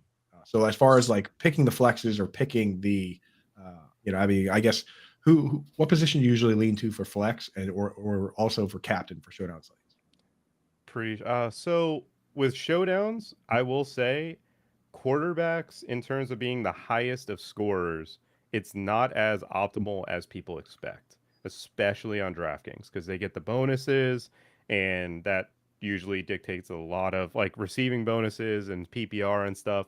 That usually changes a lot of the tournament itself. So the way I view it is very much on the side of what type of game environment. If it's a game where I think it's like a 35 to 24 type of matchup and it features Josh Allen and, some of the guys that can, Matt Stafford, that can throw for 400 yards, that can get you 30 points on that side of the ball, then yeah, no, I'll definitely consider Josh Allen as the multiplier. But like this Thursday night game, and I mean this Monday night game, Monday night's optimal lineup didn't feature a quarterback in it because Jimmy didn't really do anything too special. Stafford didn't do too much, and it was heavy. It was like a Cooper Kupp, Tyler Higbee, Debo, I think Juwan Jennings or Jeff Wilson, the defenses, and then maybe a kicker in there. So what I found was more optimability was like quarterbacks become the highest scorer on 38% of games when it's over 60, 32% over 50, but then under 50, it's 20% and 15%. So they're not usually the highest scorer unless the game becomes this crazy shootout. So that's kind of the viewpoint that I have with it. That's how I usually treat it. I mean, every single showdown slate's different. And as for the other question about your flex on DraftKings, I very, very, very rarely double tight end. That is not a very optimal strategy to me. I don't. It's hard for one tight end to score a lot of points. It feels like to have two in the same week is very, very rare. And to pick both of them. I mean, yeah, I'll admit that it's very difficult, and that's my job to try and do that. And it's not easy, dude. I do the tight end DFS article every week, and like the thing is, there are times where we get like 1, 2, and 3, or 1 and 2, but usually 1 and 2 or 1 and 3 are the two most expensive dudes, Travis Kelce and Mark Andrews. And then 3 is some random dude. You know what I mean? So it's like it's like needle in a haystack. And even then there's probably somebody that scored way more points, right, dude? So I'm with you on that thing. I think the only week that I've considered it was this past weekend. And it was Will Dissly and Hawkinson. Because it's like I'm stacking Geno and I'm just getting Geno, DK, Will Dissly, and I thought Hawkinson was going to be the guy that I wanted as a run back. But even then, it's like, yeah, no, it makes you super unique. But like the 3,500 receivers have so much more upside. Where you're looking at a Christian Watson for the Packers, where like he's super unknown right now. We saw Dobbs a few weeks ago. Like there's so much value at the receiver position where they get more usage. It's just how that kind of flows to that side of the ball where these 3K tight ends are an absolute nightmare to pick. So it's more so if I did it, it would be a unique scenario. And as far if I'm flexing running back or receiver more, depends on the week. One thing that I use heavily in my process is Z-score based on position and positionally cut down to a certain, criteria of like top 36 receivers, 24 running backs in a given week. And it's like if you like for week 3, I believe it was, you needed Nick Chubb to win. Nick Chubb scored 12 or 13 more points than any running back. That's a huge advantage compared to your I had Tyreek Hill and Jalen Waddle with Tua. It did not matter because I did not have Nick Chubb, and that was preventing me from having a super big day that day. Because, I got a lot of points from them, but, my running backs were, DeAndre Swift, who ended up with, 8, and I think Saquon had, a 9-point week or 12-point week that week. So it's, it depends on how much are you scoring compared to the players at your position. There was a week where I 100%ed Darren Waller 2 years ago when he played the Jets, and he went for 40 points on DraftKings. It gave me a significant advantage on everybody in the field because – their tight end scoring 10 isn't good anymore. They need their tight ends to score 25, 30 plus to get close to what I'm getting at Darren Waller. And it becomes a, points value or points versus position game where I outscored your tight end by 35. You may have outscored my quarterback by 2, but I still have 33 more points than you because of Darren Waller. So that's kind of how I always kind of factor in whether I'm going 3 running backs or 3 receiver builds. I very rarely, or 4 receiver builds, I guess, since it's a flex. I very rarely go 3 running backs, but that's just because tournaments, usually you want the massive upside, and it's very difficult to get these 5K running backs to actually have 30-point games. Absolutely. Jordan, I want to thank you so much for taking the time to come and impart some of your DFS knowledge on us, your DFS expertise. It's always a pleasure hanging out with you, my man. You're the man, Jordan. Appreciate it. Now he's rich. Ladies. Guys, if you are not following our rich, handsome, smart friend, Jordan Vanic, go and follow him on Twitter right now at Jordan Vanic DFS and check out his work over there at the 33rd team. And we sent you that link for the Edge. Check out that tool as well. Jordan, thank you again, my man, and enjoy the rest of your day. Good luck in tonight's slate. Yeah, appreciate being here, guys. I know Coop reached out to me last night, and definitely wanted to always come on to this, and definitely always a pleasure to see you guys, even though you can't necessarily see me, but it's okay. I can smell you. We're gonna fix your camera because you're gonna come on here regularly and give us DFS lineups. So we'll get that. We'll get Keith, Ernie, sort that out. DFS daddy. I will give you one last advice. If Philip Lindsay is activated and Jonathan Taylor is inactive, or I believe he's actually out. If Philip Lindsay actually becomes activated, he is another guy that I will be targeting in the showdown contest, revenge game, and Nyheim Hines will never have that workhorse role. That's just the simple fact. There it is, dude. There we go. Vanic, dude. Hog Philip Lindsay. Jordan, thank you so much, my man. Have a great rest of your day. Guys, coming up next, we're going to answer some of your questions that have come in here as well. And then we got Mike Barner, fantasy sports betting analyst from RotoWire, joining the show as well to talk some of his favorite player props for tonight's game. You're listening to the Front Yard Fantasy Morning Show here on Better Sports Network. Make bets and follow your fantasy team while you buy, sell, and trade collectibles in real time. Only on Better Sports Network. We got to get a team in Honolulu. Like, what about that, Ray? You think Oakland? Like, nobody's talking about Honolulu for the Oakland A's to move to. How badass would that be to have a Major League Baseball team? Instead, they want to go to like where it's 120 degrees in the desert of Vegas. Right. Ray, they should pick up and go to Honolulu. That would be epic right there for the A's. They could go to Honolulu, and instead of playing 12 games against a team throughout the course of the year, you just play a 12-game set. Just get it done. What's the flight from the Bay Area? 4 hours? It's depending which direction you're going, it's 5.5. Okay, that's not terrible. You'd have to manage the schedule a bit. Right. But it's doable. Like, you play your West Coast games and then maybe you give an extra day. Like you play in San Francisco through Sunday. Mm-hmm. And then you have your Monday off. Everybody gets their Monday off and then they play, out in Hawaii for 4 games. Then they come back.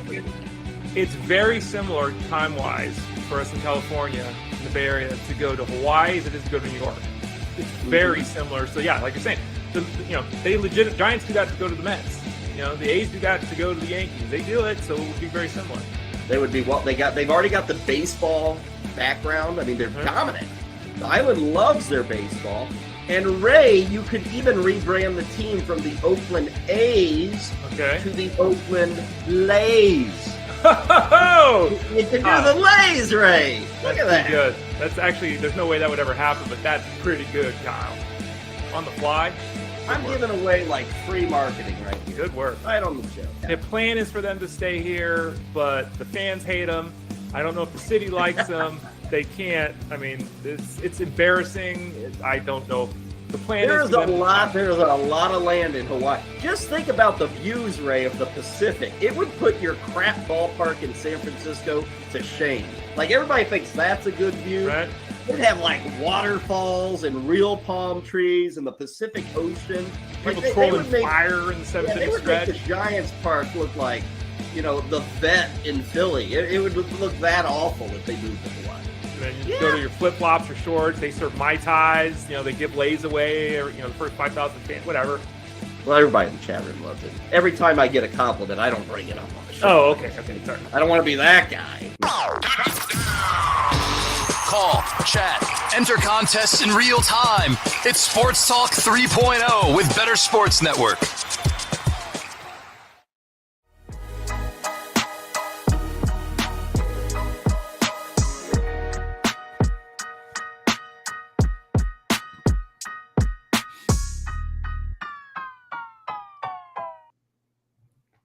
What's up, everyone? Welcome in to the Front Yard Fantasy Morning Show here on Better Sports Network. We had some questions come in the chat throughout the show that I wanted to make sure we got to. The first one I wanted to ask comes in from Terry.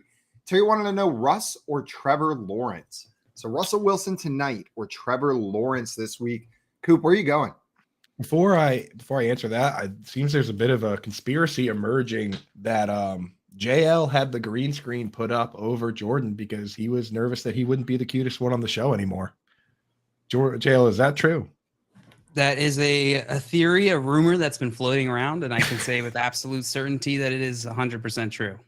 I must be the cutest one on the show. Can you give us a little bit of a blue steel just to confirm your crown as the cutest? Yeah, I can. I don't know what that is, but I can absolutely give it to you. Never seen No, Zoolander? you know what? That's That the was least actually right surprising. there. That is the least surprising okay. thing ever. That JL's not like into quoting Zoolander or can't pull a Zoolander quote. That seems like the opposite of your kind of movie. Nah, I like Zoolander. You like It's a good movie. Zoolander? It I seems like- just watched it. I watched it in like middle school. I haven't watched it since. So Okay, you got to get I back on can't that. quote any of it. Yeah. Well, For we some gotta reason, get that back in screams a there. I love movie it to that me much. where you're just like, man, that's like it just wasn't funny to me. Like I just don't like the No, jokes. it's not Like fun. for some reason, that screams to me as a JL doesn't like this movie. I Well, didn't Ben mean this Stiller acting that way, like just that aspect of it, that like the juxtaposition of Ben Stiller in that role is entertaining to me. Dude, the why male models moment is one of the funniest all-time moments in the movie. That you got to go back and watch that again, dude. It is beautiful. But again, so the question was Russell Wilson or Trevor Lawrence? Was that what it was? I thought it was something related to Zoolander, but I guess not. I think it was Yeah, Zoolander related. Zoolander, definitely Zoolander. we'll answer related. Russ versus Trevor Lawrence now while I try to remember what that Zoolander question was. I see Tommy down there saying Russ can't cook a microwave burrito. Trevor Lawrence is going to light up the Texans. Coop, do you agree? So that you fall into the age-old question of, are the Jaguars like now too good that it won't be that good of a game with the Texans? No question. It's too good. Many times we've wondered aloud to ourselves, are the Jaguars an absolute jag wagon? And are they just too good of a franchise? But That we doesn't mean actually, what you think it means. I don't think. for the first time ever, though, now we are in that situation where, it's a low over-under game. The Jaguars are favored by a touchdown. Even then, I like Trevor Lawrence. I think he's a safe play. I think they will win and score points, so I'm going to start him. But obviously, there's a chance that James Robinson and Travis Etienne. I mean, James Robinson's been running well, and Etienne's game is kind of like Eckler, and Eckler just chewed these guys up too. So it could just be a game where they run all over the Texans. But I think Trevor Lawrence is about as safe as it gets. I don't know, boys. Are you going? I think Wilson is the low floor, high ceiling play, and Trevor Lawrence is the safe play. How are you guys feeling about it? I'm too spooked. I keep saying it. It's too spooky to plug Russell Wilson in right now. Yeah. Like I'm gonna plug Trevor Lawrence and I'm gonna take those safe points. That's not to say Russell Wilson can't do it. You're right. He is the upside play. Like maybe we see that. Maybe he starts cooking tonight. We get a nice chili going. I don't know what he's cooking in Denver. I gotta say something here. I gotta say something about Denver real quick. I got one complaint about the city of Denver. What the hell is up with that chili you put on your burritos? It's disgusting. I ordered a burrito. They asked me, "Do you want chili with it?" And I was like, "Sure." Like I guess is that a thing here? I guess I'll take it. Like, what kind of chili? They were like, just like green chili, and I was like, okay, like that sounds good. They give me a to-go container, one of the deep ones, right? Like it's like this deep, and then there's a lid that closes over it. I open it up. I cannot see my burrito. It is a cardboard takeout container full of soup all the way to the top, and there's a burrito swimming in there somewhere. It was disgusting. Tell us how you feel about soup, Simon. I'm not gonna lie to you, that sounds good. And I'm looking at pictures of it right now. Looks good. It's disgusting. Soup's hungry. I'm a big chili guy. Burritos. Yeah. But that being said, because of that, I'm starting Trevor Lawrence over Russell Wilson. Because even if he does start cooking tonight, he's going to be cooking burrito soup. And it's not like soup with burrito ingredients. It's like someone just plopped a whole everything burrito. You're saying sounds good. Burrito soup sounds good. So does this burrito. Soup is the worst. Soup is literally the worst. There we go. Food. There it is so bad. It is like let's take this food cancel that we like cancel and the gas.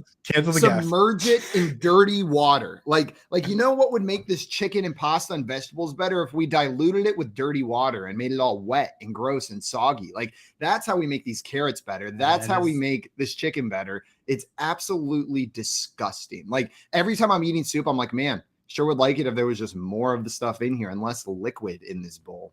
I hate it. JL, what about you? Russell Wilson or Trevor Lawrence? I'll take soup.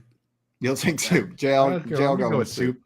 I'm going Trevor Lawrence. Trevor Lawrence, these guys are pretty close to me. I think, honestly, their matchups, both of them are not great, not the worst.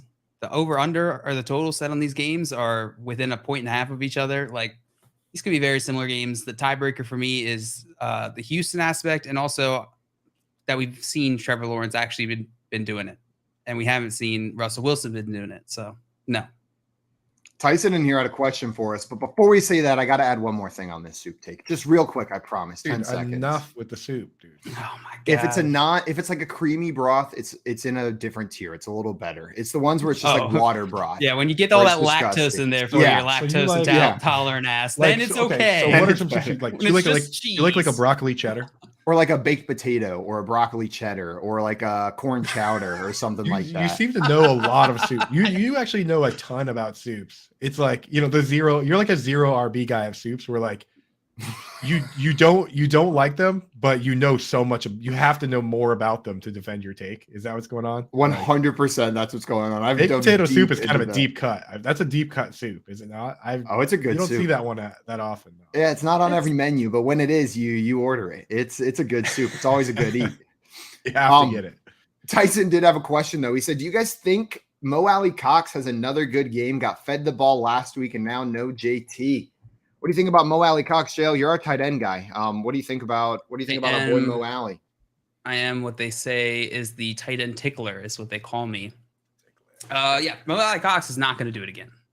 He's not going to. He had 2 touchdowns in that game. You can't predict touchdowns are going to be like, they're not predictive of future fantasy performance in this way. He didn't do that the other weeks. This is more of a fluke game. I'm not throwing Mo Alley Cox in my lineup unless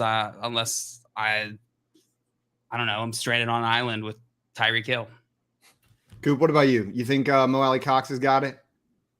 I got to go with the tight end tickler here. He's a tight end genius, really. So yeah, look at him up there. Oh, look what we have here. Speaking of Joey, what's up, Joey? Welcome. I heard you had something you needed to call in and tell us about. I just want to say that we have a lot of smart people on the show. Coop, he knows his fantasy football. JL knows business like anyone else I've ever known. Simon absolutely is correct on his soup takes. Wow. 100%.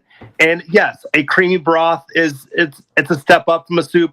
Still, soup is only for old people and when you're sick. There's only 2 reasons you should ever eat soup. I'm with you. And chili is not a soup because there's enough meat to compensate. Chili's its own tier. I agree with chili. Is more of a, what am I going for? Stew? Like a stew, yeah.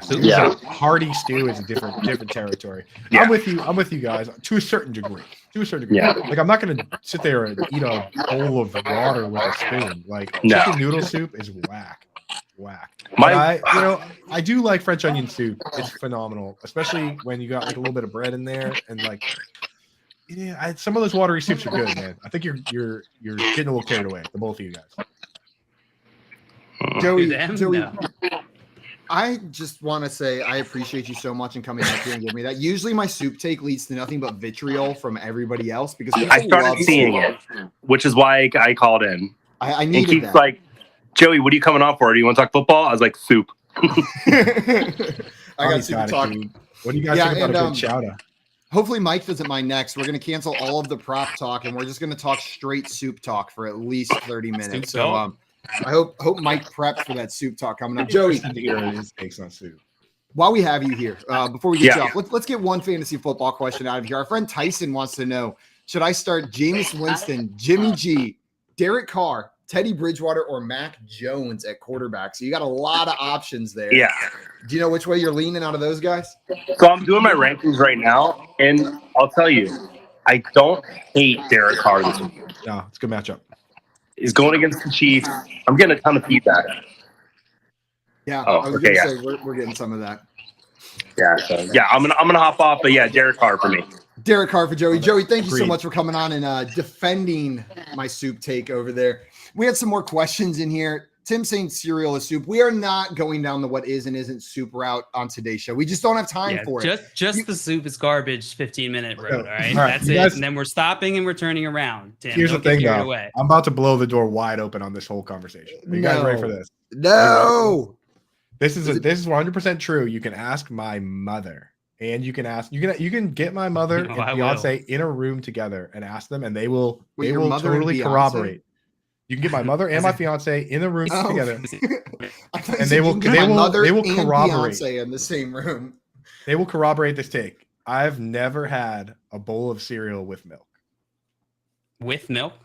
Like, so I've had cereal, like kind of like Cinnamon Toast Crunch, just kind of like as like a snack, but I've never sat down and had a bowl of cereal and milk. You do not. Please tell me you're not a water in your cereal guy. No, I don't do cereal with water. It's dry either. cereal. I'm I just with eat you. like I like dry English cereal a lot of muffins. time. I eat like English muffins and stuff. I don't really eat dry cereal either. I've done it like probably a handful of times. Like if there's nothing to eat except for like one of those little boxes, I'll just eat it. But like I just don't do that. I don't like to get my cereal all wet. I do like oatmeal. Yeah, oatmeal. If that counts as a cereal, then I have oatmeal. You know. You guys are missing out because I think maybe it's a top tier breakfast, like not even just cereal. A top tier breakfast is Reese's Puffs. Reese's Puffs are like absolutely incredible. It's literally like their slogan is it's candy for breakfast, and they're not lying. It's the most honest slogan in all of food. Like it's literally a bowl of chocolate and peanut butter with that. It's so good. I could eat Reese's Puffs for every meal. I'll have to take your word for it. Yeah, Coop's not even having it. Guys, coming up next, we've got Mike Barner of RotoWire joining the show to talk some props for tonight's game. Right now, you're listening to the Front Yard Fantasy Morning Show here on Better Sports Network.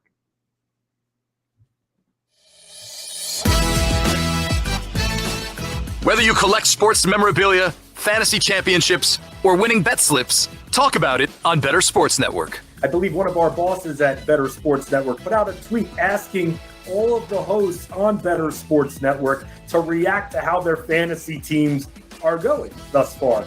And my reaction was 2 words in all caps: not ideal. It's not having more of a 500 type of week.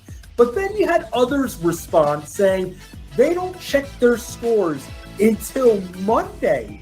Why? What? Is it just not fun watching your fantasy teams as the games are going on? I understand maybe not obsessing for the first hour, but normally, Ron, within the first 2 hours, I'm checking my scores. Why are some of our analysts on BSN against checking their scores until freaking Monday? That to me is like you're watching porn and the girl starts to take off her shirt and then you click off the video. Why? Don't you want to see the rest? Like, come on, man. Sorry, I'm a person that has to look at scores. No matter how much I try and refrain, like I have to open it and look. So that's just me. Sometimes it's not good. I get it. I understand if someone doesn't want to check till the night. You have so many leagues. You don't want to put stress on yourself. But you're not checking Sunday night going into the night game to see what you have left. You don't want to know who your opponent has. You have, I don't know.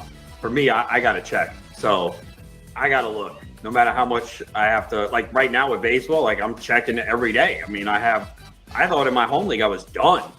This guy had a huge lead. I am actually a point and a half back now. So now I'm like, oh, here we go. And I have another league that's close. So yeah, man, I mean, I got to check. If you don't want to check during 2-3 o'clock, I get it. It's early and things happen, but I'm always looking. So I don't see how you can go the whole day Sunday. It's fun. Isn't it fun watching your scores while the games are going on? It's fun. I get that you're on tilt kind of, but that's why we play. So what are you going to do? Not watch games all day and then be like, all right, I'll tune in at 7:15, see what happens. Like, that's what it's like doing. I don't know. I don't get it. Whether you collect sports memorabilia, fantasy championships, or winning bet slips, talk about it on Better Sports Network.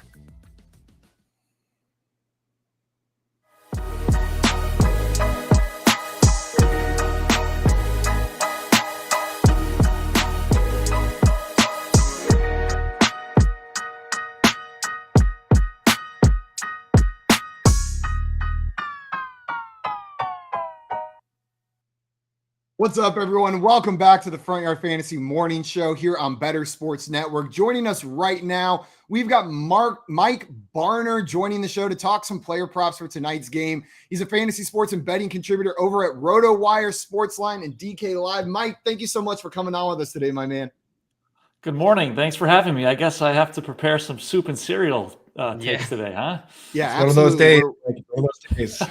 We call audibles here, and sometimes things take priority. And I know we've got a game tonight, but soup talk seems to be what's on everybody's minds. People in the chat are demanding it. What's your top soup, Mike? We need a rule. What's your favorite soup? Let's ease into this. Let's ease into this first. I know it's not a black and white topic. But are you pro soup or anti soup? I generally don't eat soup. The only soup I will eat is tomato soup with grilled cheese. All right, he's a traditionalist. Good combo. He's a traditionalist. I think that's fair. And I am all like, so my take, is in line with yours to where soup by itself is nothing to me. Like soup by itself is something that I eat. That's something I eat on Thanksgiving, like while I'm waiting for my real food, if I'm going to have it by itself. But I'm with you that if you have it with but tomato soup to me is like a dipping sauce more than anything. So I'm with you. Yeah, put a bunch of like oyster crackers in it, something like that. Yeah. So I'm with you. That's about it. That's not really soup. It's kind of cheating. Yeah, we got better boss in the chat saying, "Who cares about PPR standard? It's now soup or no soup." Yeah, that's the soup or no soup. Super Hosted by Howie Mandel. I was gonna go there, Dale. I'm just soup or no soup. You open the briefcases and they're just full of soup, like not in a bowl, just like it's just like you open it, just like pours out all over. There's soup all over the floor. The model's like. Sounds like a show for Nickelodeon, dude. Right? You just get covered in soup. That would actually be a hilarious bit, dude. Soup or no soup. I'm imagining that on like Rick and Morty's interdimensional cable, where they just like open the case and everyone's falling in soup over there. Mike, instead of like models, it's just middle-aged white men who don't like soup. Yeah, just don't care about soup. oh, gross. No, it's soup again. So we got to address these prop bets tonight, and I think the way that we should get to it, I don't know why I said tonight. It's like 9 a.m. We should get to these prop bets, and if you like them, then they are no soup. So if you like the over, that's no soup. If you don't like the player, that's soup. You're getting covered in soup if you bet on that player. So I think we got to go through some of these. So confusing. Who's getting souped and who's not? Who's getting souped? This is like Nickelodeon. Who's getting slime? You get souped on, dude. Who's getting souped on? Mike, are there any lines that jump out at you from this game tonight? Like any player props or maybe the total you're liking? Anything that like screams at you like this is a must play? Yeah, I'll have an article coming out on RotoWire today. I've got 3 player props that I focus on. I didn't really feel too great about the spread or the total, so I've been focused on the props. The first one that I took, this one, Melvin Gordon over 57.5 rushing yards. That's minus 113 on FanDuel. Obviously, we got no Javonte Williams. Gordon's already been pretty busy this week. 12 carries for 58 yards in week 1, 10 for 47 in week 2. There was 5 games last season in which Gordon received at least 15 carries. He finished with at least 60 rushing yards in 4 of them. So that's why I like the over there. I like it too. So no soup. That's a no soup on the Melvin Gordon line. No so that's a good thing, right? That means you agree with me? Yeah, that's a good thing. Okay. We've decided that not getting covered in soup. So if you're betting on these and you're betting if you're betting on the over, I don't know. It is very confusing. Now, moving away from soup, this is a little bit of juice, but I still like the over on this. Nyheim Hines over 3.5 receptions. That's minus 156 on FanDuel. Again, that's quite a bit of juice there, but I do like it. Obviously, no Jonathan Taylor here. Taylor's been pretty healthy. The last time he missed a game, week 12 of 2020 against the Titans. Ooh. In that game, Hines had 8 catches on 10 targets for 66 yards. Even with Taylor in the fold, Hines has hit the over on this number in 3 or 4 games this season.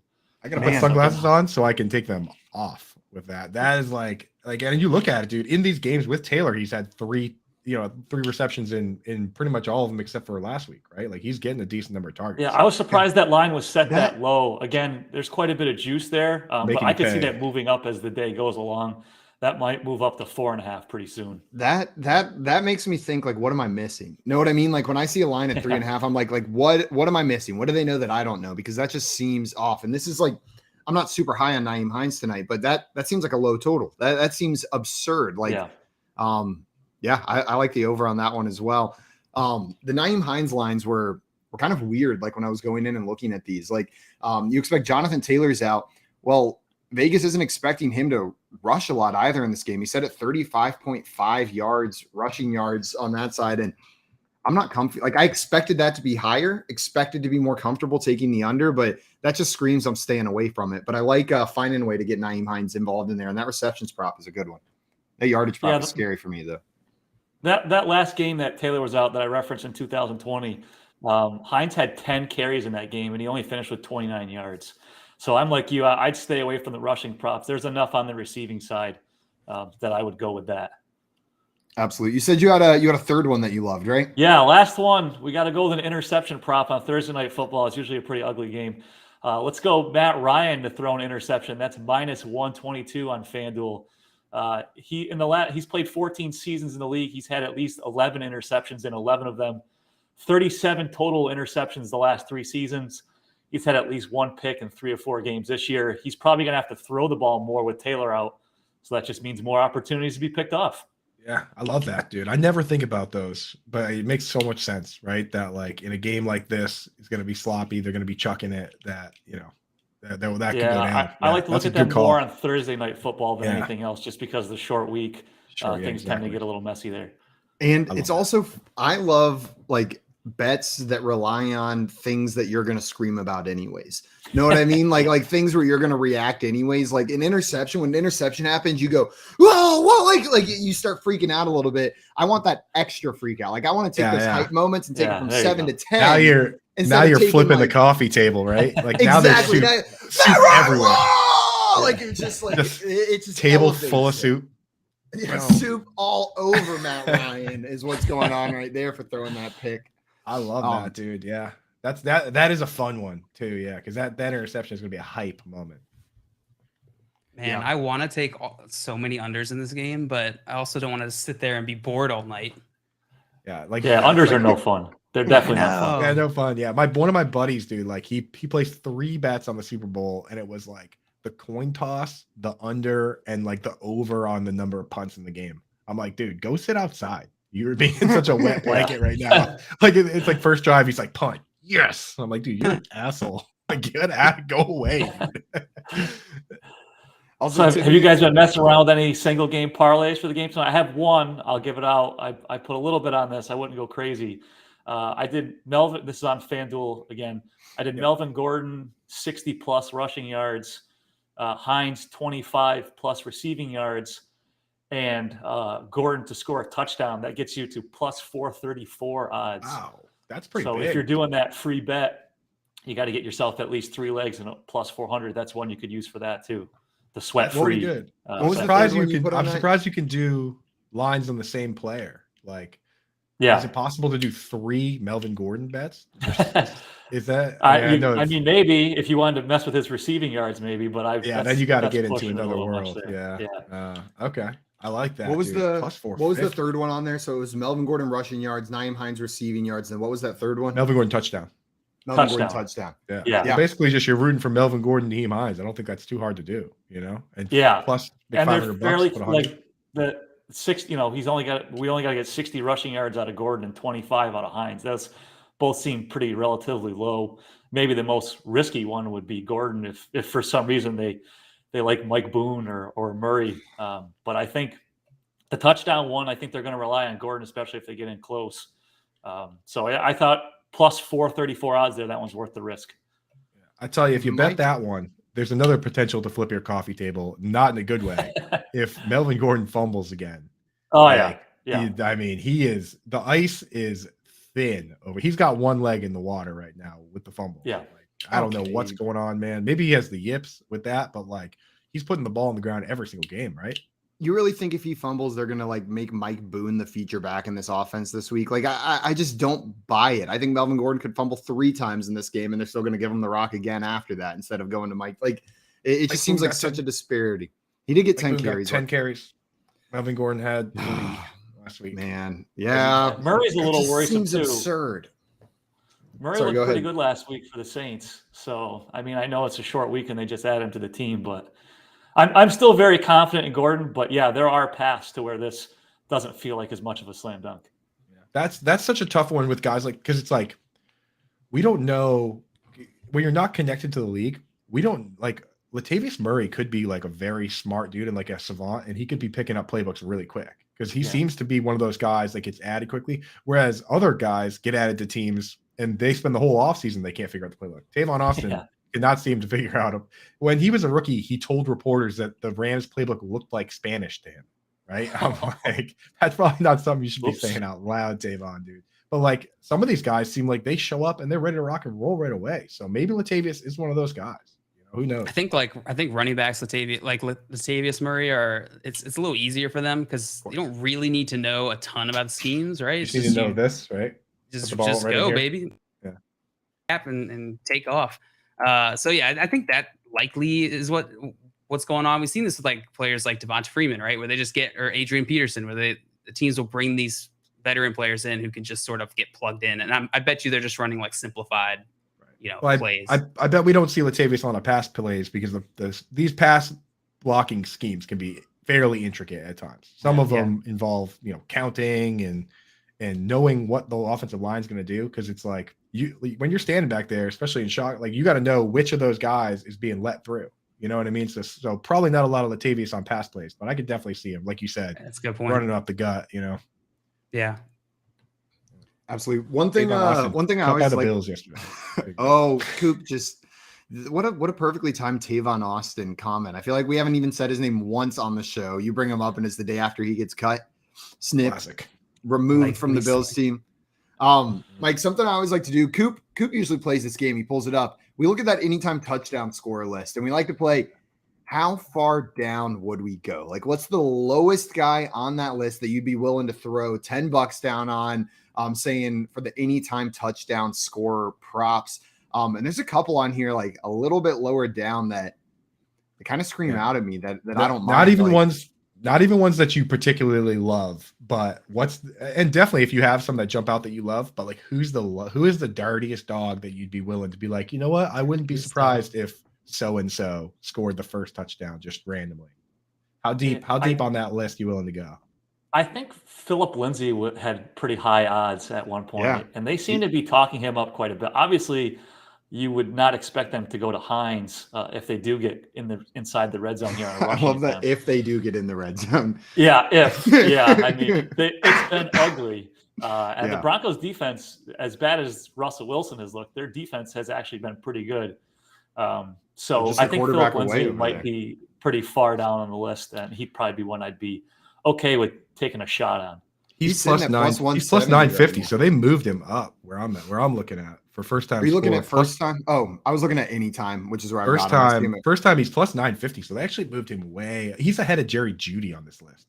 So he's not necessarily.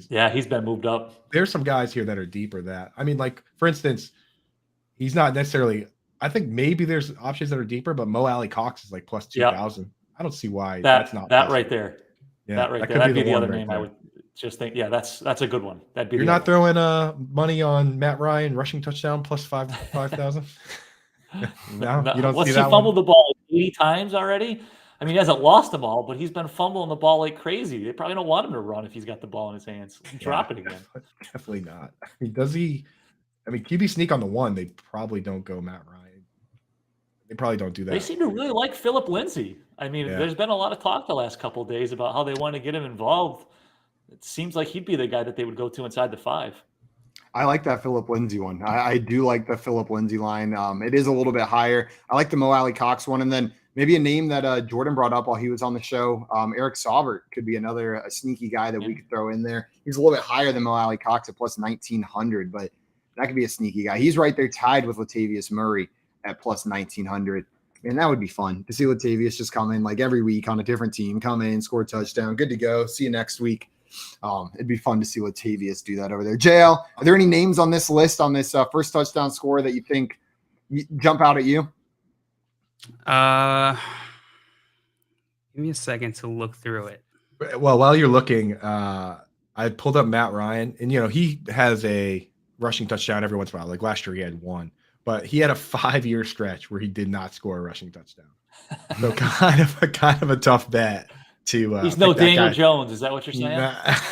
Dude, please stop with the Daniel Jones, man. Like Saquon Barkley carrying the water up and down the field all game, and Saquon Barkley gets both the rushing touchdowns. Get out of here with that. Same with Daniel Kenny Pickett, dude. Kenny Pickett did the same thing to Najee Harris. Leave us alone. Let us live. Leave us alone. What a game. But Kenny Pickett didn't drop a pass, ran in 2 touchdowns, and everyone was mad. Every pass he threw. Stat. Yeah. You got it, Simon. I was just saying there was no one that was happy leaving that game, right? Maybe some Steelers fans got some hype, but Kenny Pickett comes in. So if you started Mitch Trubisky, out of there, then he throws 3 interceptions. So if you happen to start Kenny Pickett, you're also unhappy because he threw those picks, but none of his passes were dropped. Every single pass was caught. Every pass he threw to his team caught. So I guess maybe a little happy if you're a Steelers fan. And then steals the 2 touchdowns from Najee Harris. It was just like a fantasy points vacuum last week with Kenny Pickett coming in the game. It was like just any hope you had for your Steelers options. It was like, nope, none of those are going anywhere. Kenny Pickett stealing the touchdowns and everything else is just bad for you. An interesting, a couple interesting options on here is Denver defense and Indianapolis defense. The FanDuel Sportsbook, they're each plus 800. These are 2 very good defenses, very good pass defenses. I might be interested in that. Oh, for an anytime touchdown score, one of the defenses? That could be fun. That could be fun. Maybe Matt Ryan. We already got that Matt Ryan bet. I don't know if I need to double down. Yeah, if you wanna yeah. Get it. Just get if you want to go on this being a defensive game, one of the props I was looking at on the DraftKings Sportsbook was McManus over 6.5 kicking points. He had 3 field goals each in the first 2 games. He's been one of the better kickers in the league from over 50 yards. So he could get, all he needs to do is kick 2 field goals and make 1 extra point, and he hit the over on that. So if you're looking for a defensive battle, you could take a shot on that one too. That is a really great point. I'm actually not looking for a defensive battle. I have too many fantasy. Oddly enough, I have too many fantasy teams. Like I have a couple Colts defense teams, but like I'm not looking for that. I'm looking for fireworks, dude. We got to talk. I'm looking for fun stuff to talk about tomorrow. So I guess a pick 6 would be fun, especially also, now that we're rooting for it with these with this bet that we got going. Mike, last time you came on, we talked about this Travis Kelce prop, right? It was over on receiving yards. It was the Derwin James game, and every single one of us said, "I think I'm taking the over." But this also feels like a trap. Like this is the trap. This is the trap. And we said it on the show. Each one of us agreed. And then lo and behold, it's exactly what we said. It was a trap. Derwin James body slams Travis Kelce into the ground, like full on WWE style. We don't get that big game from him. But now we're looking at another game that looks like it could be a trap for tight ends. Producer Keefe in here with the stat for us. Tight ends are averaging 60 yards and a touchdown on the Colts this year. So we brought up Eric Sauter. Do you think this is another trap game if you're trying to get cute, maybe pick out which Broncos tight end is going to do well against this Colts team? Or are you staying away from the tight ends in this matchup, even though maybe it's a pretty good one? I don't want to mess with the tight ends with how, the let Russ cook. Maybe they should order out because what he's been cooking hasn't been pretty good. I don't trust him. I don't trust the tight ends. He really seems to be locked in on Sutton and Judy when he does throw the ball. So I'd be staying away from the tight ends. You're not pumped to start Eric Saubert? If you're desperate, but no. The right answer is just no. You're that's a no. If you're in like a 16-team league, then you're probably gonna have him on the bench. But if you're in a why does Saubert sound like Saubert's a good tight end 3 for your team? Yeah, there you go. Saubert sounds like a puppet for like just the last name. Like if you had a puppet, you might name him Saubert. Like for some reason, when I hear Saubert, I just see like the big floppy mouth, like a full-on puppet name. You had Eric in there; it's a little bit less puppety, but Saubert itself. Hi, I'm Saubert. He's a creepy horror. At least puppet. he's easier to say than Albert O, right? I can't. Please, dude. Please. Free us. I've been practicing that one. Guys, coming in from Daniel right now, coming in with a super chat. He said he wants to know if we could weigh in on some league drama. So league drama, Daniel, we're going to jump this and talk about this right now. He said Commish just reversed Noah Brown, Irv Smith, Hunter Renfrow, and Dontrell Hilliard for Chark and Kelce. Manager receiving Kelce is adamant it's fair and should be allowed. What are your thoughts? So that is Noah Brown, Irv Smith, Hunter Renfrow, and Dontrell Hilliard for DJ Chark and Travis Kelce. What do you guys think on that one? Should the manager have reversed that trade or should this be standing?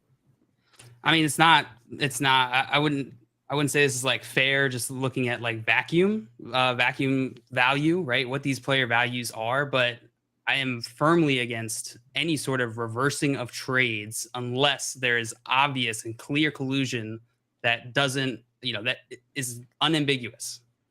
So agreed. I would say leave it. Let the kids play. Let the kids play because too many times I've seen trades that everyone thinks are bad, and then it turns out that like Travis Kelce gets hurt or something, and then all of a sudden you just ruined this guy's season. You got Renfrow for free, yeah, because you didn't let him do that trade. You know what I mean? And then it's contentious. Here's how this is the harsh reality. If you don't think the dudes in your league are smart enough to trade with each other, then maybe it's time to assess who you play fantasy football with. Otherwise, you let people trade if they come to an agreement and they're not cheating. So that's me. Right. That's my take. What do you think? Mike, what do you think on this one? I am against vetoing trades. I don't like it. If you think it's collusion, then the two owners that you think are colluding together should be out of your league. Get them out. If you can't trust them, then they're out. That's my thought on it. Yeah, agreed. I fully agree with everything you guys are saying. The one stipulation I will add, the only time I am in favor of like reversing trades is if you are in a mixed league of people who are very like have been playing fantasy football for a long time and some newer players, like very new. This is their first year and you want them to have that positive experience, right? If it feels like you've got someone trying to take advantage of a lack of knowledge and it's a league that's just for fun, like maybe it's a work league with some people and you convinced someone to play fantasy football for the first time, I can be okay with having commissioner powers in that league, only in the instance where it looks like someone taking advantage of a new player, because I want it to be a positive experience for that new player, right? That's going to be a bad experience either way, though. If you go to them and say, hey, you're too stupid to play this and you're too stupid to make trades. It's not that. That's not what you're saying. That is what you're saying. You don't go up to someone learning someone new and say, you're too stupid. You don't know it yet. If you can go to that person, and convince them that they don't want to make the trade, then it's not a veto. It's that person asking for the trade to be rescinded. That's like, if the person wants to do the trade, you can't just veto it and then say, you can't do this trade because you're too dumb. Like, I'm protecting you from yourself. That is no.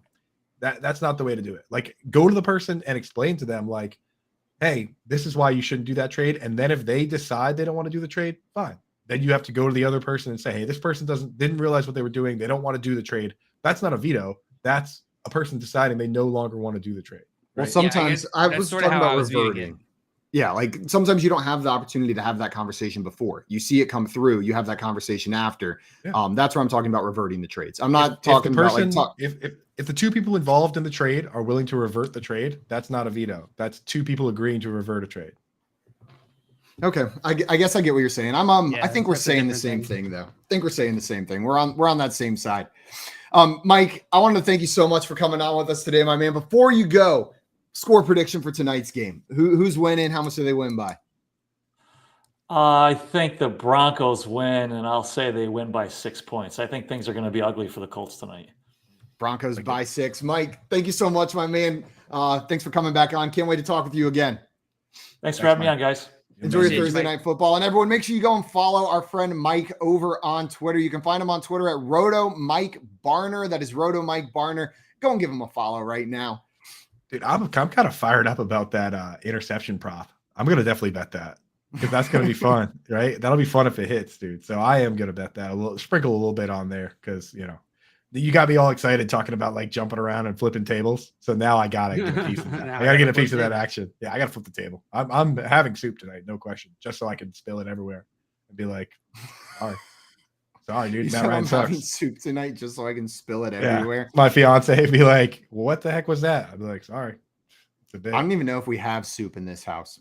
My girlfriend does like soup. So there might be soup in this house I can spill somewhere. I just spit on the ground and go to my fiance. I'm like, don't you get it? That's funny. We talked about it on the show. Call back. We had a question in here from Horrid Henry. We had a question here from Horrid Henry. He said, who wins this trade? Jalen Hurts, Najee Harris, and Khalil Herbert versus Derrick Henry, J.D. McKissic, and Kyler Murray. So Jalen Hurts, Najee Harris, Khalil Herbert for Derrick Henry, J.D. McKissic, and Kyler Murray. Which side of this trade are you guys going with? J.D. McKissic. I think that's kind of so Hurts, Najee, Herbert versus Henry, McKissic, Kyler. I think I would go the Jalen Hurts, Najee, Khalil Herbert side of this. If Khalil Herbert's sorry, go ahead.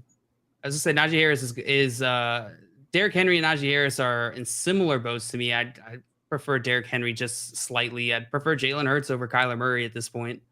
Khalil Herbert, he is like a temporary value, but I think he like the upside is much higher for him than it is for McKissic.